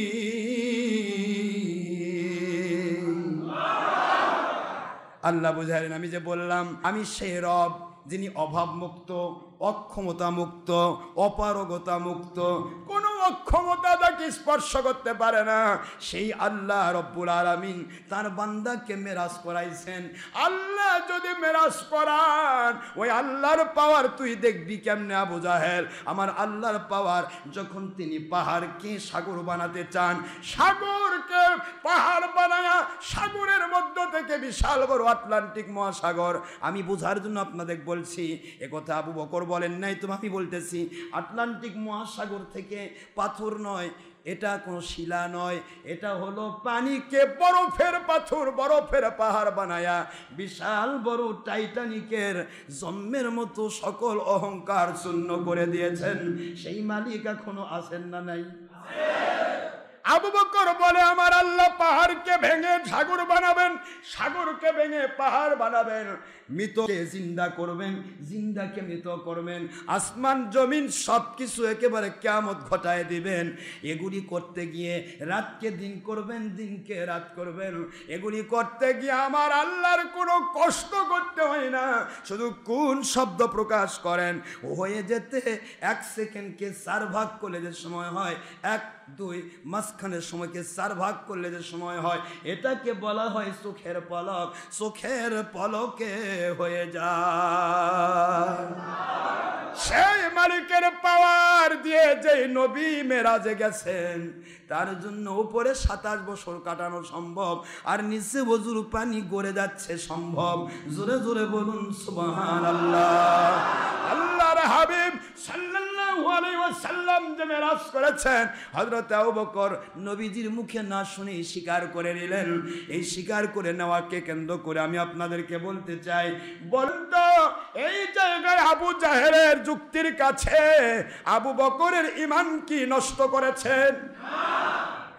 আবু জাহেলের উপরে শয়তান বর করে কথা বলাচ্ছিল। আবু বকর শয়তানের কাছে ফুটবল হন নাই, শয়তানকে আবু বকর ফুটবল বানায়া তাড়াইয়া দিছে। ঠিক না ঠিক রাখুন। আমি নবীজির পাগল, আমি মদিনার পাগল, আমি নবীজির নবীজির পাগল যারা, কোরআন সুন্নাহর পাগল তারা, নবীজির পাগল যারা, নামাজ রোজার পাগল তারা, নবীজির পাগল যারা, ইজমা কিয়াসের পাগল তারা, নবীজির পাগল যারা, আল্লাহর পাগল, আমি মদিনার পাগল, আমি নবীজির পাগল, আমি মদিনার। আমার মুখে নবী নবী, দুই চোখে মদিনার ছবি। আমার মুখে নবী নবী, কুরআন পাকে নবী নবী, হাদিস পাকে নবী নবী, নামাজের ভিতর নবীর দরুদ। সুবহানাল্লাহ বলে। জানাজার ভিতর নবীর দরুদ, দাফন কাজে নবীর মিল্লত, কবরের প্রশ্নে নবী নবী। সুবহানাল্লাহ বলে। জান্নাতের ভিতর নবী নবী, দুই চোখে মদিনার ছবি। নবীর জন্য দিতে রাজি, নবীর জন্য দিতে রাজি, জীবনের সকল। আমি মদিনার পাগল, আমি নবীজির পাগল, আমি। আমার মুখে নবী নবী, দুই চোখে মদিনার ছবি। মদিনার ধুলি বালি, মদিনার রওজা পাকের ধুলি বালি, আমার নয়নের কাজল। আমি মদিনার পাগল, আমি নবীজির পাগল, আমি। আমি নবীজির পাগল। নবীর পাগল হওয়া দরকার আমার মুসলমান। আমার নবীজির পাগল ছিলেন আবু বকর। আবু বকর একটা মুহূর্তের জন্য নবীর ব্যাপারে উল্টা পাল্টা শুনতে রাজি নন। হুজুর পাক সাল্লাল্লাহু আলাইহি ওয়াসাল্লাম বসে রয়েছেন, আবু বকর যান নবীজির সাথে দেখা সাক্ষাৎ করবেন। বহুদূর আবু বকর, আল্লাহর হাবিব বলেন, ইয়া আবা বকর সিদ্দিকিন, আয় আমার সিদ্দিক আকবর আবু বকর। আবু বকর আল্লাহর বন্ধু, জীবনী নামের সাথে সিদ্দিক পাইলাম না, আজকে সিদ্দিক আসলো কোথা থেকে? আল্লাহর হাবিব জানতে চায়। আপনি একটি কথাও তো বানায় বলেন না, নিশ্চয় কোনো কারণ রয়ে গেছে। আল্লাহর হাবিব, আল্লাহর বন্ধু, সিদ্দিক শব্দ থেকে আসলো? আল্লাহর হাবিব আবু বকর, রাস্তার ভিতরে কি আবু জাহেলের কাছে কোনো কথা হয়েছে? নবী বসে আছেন কোথায়? আমার আখেরি নবী কোথায়? আর রাস্তা কোথায়? রাস্তার ভিতরে কি আবু জাহেলের সাথে কোনো কথা হয়েছে? আবু বকর আল্লাহর বন্ধু, কোথায় কি ঘটতেছে সবই তো আপনার কাছে আমার মালিকের পক্ষ থেকে জানা হয়ে গেছে। ও আল্লাহর হাবিব, আপনার বিরুদ্ধে কেউ ছোট্ট একটি কথা বললেও আমি আবু বকর সহ্য করতে পারি না, আমার মনের বড় ব্যথা লাগে। আবু জাহেলের মুখের কথা শুনে আমার মনটা খারাপ হয়ে গিয়েছিল, কিন্তু যেই মাত্র শুনলাম আপনার মেরাজের ঘটনা, মনটা প্রফুল্ল হয়ে গেল। আমার আল্লাহর হাবিব আজকে রাতে মেরাজ করেছেন, নবীজির কাছে গেলে মেরাজের ঘটনা শুনতে পারবো। আবু জাহেল আমাকে ভুল বুঝাতে চেয়েছিল, আমি আবু জাহেল পরিপূর্ণ জবাব দিয়ে দিয়েছি। আল্লাহর হাবিব বলেন, আবু বকর সিদ্দিক, এই মুহূর্তে আল্লাহর রহমতের ফেরেশতা জিবরিল আমিন আলাইহিস সালাম আমার সামনে এসে তিনি সাক্ষী বাবদ ঘোষণা দিয়ে দিলেন, ও আল্লাহর হাবিব, আবু বকর আবু জাহেলের প্রশ্নের উত্তর দিয়া শয়তানকে তাড়ায় দিছে। আজ থেকে কিয়ামত পর্যন্ত আবু বকরের পুরা কিয়ামত পর্যন্ত যারা বংশ, তাদের নামে সিদ্দিক উপাধি থেকে যাবে। আজ থেকে আবু বকর শুধু আবু বকর নয়, ওনার নাম আবু বকর সিদ্দিক রাদিয়াল্লাহু তাআলা আনহু। আমার আবু বকর তিনি সিদ্দিক হয়ে গেলেন, মহাসত্যবাদী। না শুনে না জেনে, আল্লাহর হাবিবের মুখ থেকে না শুনেও, আবু জাহেলের মুখ থেকে শুনেও স্বীকার করে নিয়েছেন আমার নবীর জন্য মেরাজ করা সম্ভব, যার কারণে কিয়ামত পর্যন্ত তার নাম সিদ্দিক উপাধি দেওয়া হলো। অর্থ হচ্ছে মহাসত্যবাদী। এই মহাসত্যবাদী উপাধি দেওয়ার পর আবু বকরের বিরোধী আবু জাহেল আবু কাম হয়ে গেল আবু জাহেল। জোরে কোন সুবহানাল্লাহ। মেরাজ স্বীকারকারী আবু বকর, যারা মেরাজের স্বীকারোক্তি দেয় তারা আবু বকরের অনুসারী, আবু বকরের পক্ষের মানুষ। আর যারা মেরাজের অস্বীকার করে তারা কার পক্ষের মানুষ? যারা মানে কার? আবু জাহেল। মাশাআল্লাহ, আপনি আবু জাহেলের খালাতো ভাই হয়ে ভালো থাকেন, আমরা আপনার সাথে থাকতে চাই না, আমরা আবু বকরের সাথে থাকতে চাই। ঠিক না? বা ঠিক জোরে বলেন না কেন? মেরাজ হয়েছে কিনা বলবো ইনশাল্লাহ আগামী জুমাতে, যদি আল্লাহ তৌফিক দেন। মেরাজের ঘটনার মধ্যে কী কী শিক্ষা পাইলেন, এখানে শুধু একটি শিক্ষা দিয়ে দিচ্ছি। আবু বকর তাকে সিদ্দিক উপাধি দেওয়া হলো। এই সিদ্দিক উপাধিটাও আমার আল্লাহ পাক প্র্যাকটিক্যালি করেছেন দুনিয়াতে, তিনি কিভাবে সিদ্দিক সেটাও আমি বলবো ইনশাল্লাহ বলেন। তবে আজকে আমি এইটুকু বললাম, আপনারা বলেন তো, নবীজি উপরে 27 বছর কেটে গেল, নিচে এসে দেখছেন অজুর পানি করে যাচ্ছে। এই ঘটনাটাকে কিভাবে নেবেন? সহিহ হাদিসের এবার কিভাবে নেবেন চিন্তা করুন, মুখস্থ করুন। এটা ওয়াজ সবাই করে কিন্তু ব্যাখ্যা দেয় না। আল্লাহর হাবিব যে বলেন গোটা জগৎটা, আর সেই রকম আমার কাছে সহজ যেন গোটা জগৎটা আমার কোথায়। আচ্ছা, হাতের তালুর নিকটে পুঁছতে কয় ঘন্টা সময় লাগে? কথা বলে না দেখেন। যারা বলছেন বিশ্বনবী, এই তাদেরকে বলতেছি, বিশ্বনবী না, রহমাতুল আলামিন। গোটা জগৎ হুজুর ঘুরলেন, 27 বছর কেটে গেল, নিচে এসে দেখলেন দুনিয়ার সময় এটা ক্ষণস্থায়ী জগৎ আর ওটাই স্থায়ী জগৎ। সুবহানাল্লাহ পড়বেন না তোরা? এই ক্ষণস্থায়ী জগতের ভিতরে নবী দেখলেন যে 1 সেকেন্ডের 1 ভাগ, মানে এটা চোখের পলকেই মেরাজটা ঘটেছে। দুনিয়ার ক্ষেত্রে চোখের পলক, যেমন কোরআনের বাণী যাচ্ছে আল্লাহর দৃষ্টিতে দুনিয়ার 1000 বৎসর আল্লাহর কাছে একদিন। সুবহানাল্লাহ পড়বেন না তোরা? তাহলে সেই হিসেবে কিয়ামত হবে 50 দিন, মানে 50,000। আরে কথা কোনে কি হলো? 50,000 বছর কিয়ামত, 50 দিন। এখন এই যে দুনিয়ার থেকে এইটুকু বুঝে নেবেন যে দুনিয়ার ক্ষণস্থায়ী জগৎটা আমার নবীর কাছে এত সোজা, এত সোজা, এত সোজা আল্লাহ করে দিয়েছেন। কে করে দিয়েছেন? আল্লাহ করে দিয়েছেন যে গোটা জগৎটা ঘুরে আসতে 1 সেকেন্ডকে 4 ভাগ করলে 1, 2, মাঝখানের সময়টাকে বলা হয় 4 ভাগ করে যে সময়, এটাকে বলে চোখের পলক। এই চোখের পলক লাগে না গোটা জগৎ নবী ঘুরতে। এটা বোঝানো হলো এখানে। 27 বছর কেটে গেল, উপরে নিচে এসে চোখ অজুর পানি করে যাচ্ছে কেন? আল্লাহ বোঝানো, বন্ধু আমি যদি আপনাকে গোটা জগৎ দেখাতে চাই, গোটা জগৎ যদি আপনি ঘুরতে চান, তাহলে 1 সেকেন্ডকে 4 ভাগ করে 1 ভাগ চোখের পলক লাগবে না, সব দেখা আপনার হয়ে যাবে। সুবহানাল্লাহ পড়বেন না জোরে? মহান আল্লাহ আমাদের সবাইকে সত্য বোঝার তৌফিক দান করুন। যেহেতু আমার নবীজি আল্লাহ পাক রব্বুল আলমিনের ওহিদ দ্বারা নিয়ন্ত্রিত, আল্লাহ পাক রব্বুল আলমিনের কুদরতি পাওয়ার দিয়ে তিনি পরিচালিত, যার কারণ বিপক্ষে আল্লাহ প্রদত্ত নিয়ামত হিসেবে সবই দেখানো সম্ভব। সবাই যারা সুন্নত পড়ে নাই অনুগ্রহপূর্বক সুন্নতের মুআক্কাদা সারাকাত কুবরাল জমা পড়ে নিন। সময় 5 মিনিট। আমি আজ পর্যন্ত এখানে শেষ করছি। আগামী জুমাবার ইনশাআল্লাহ মেরাজের পূর্ণ ঘটনা বলার চেষ্টা করা হবে যদি আল্লাহ তৌফিক দান করেন। ওমা আলাইনা ইল্লাল বালাগুল মুবিন।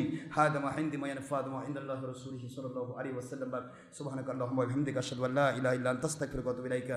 আসসালামু আলাইকুম ওয়া রাহমাতুল্লাহি ওয়া বারাকাতুহু।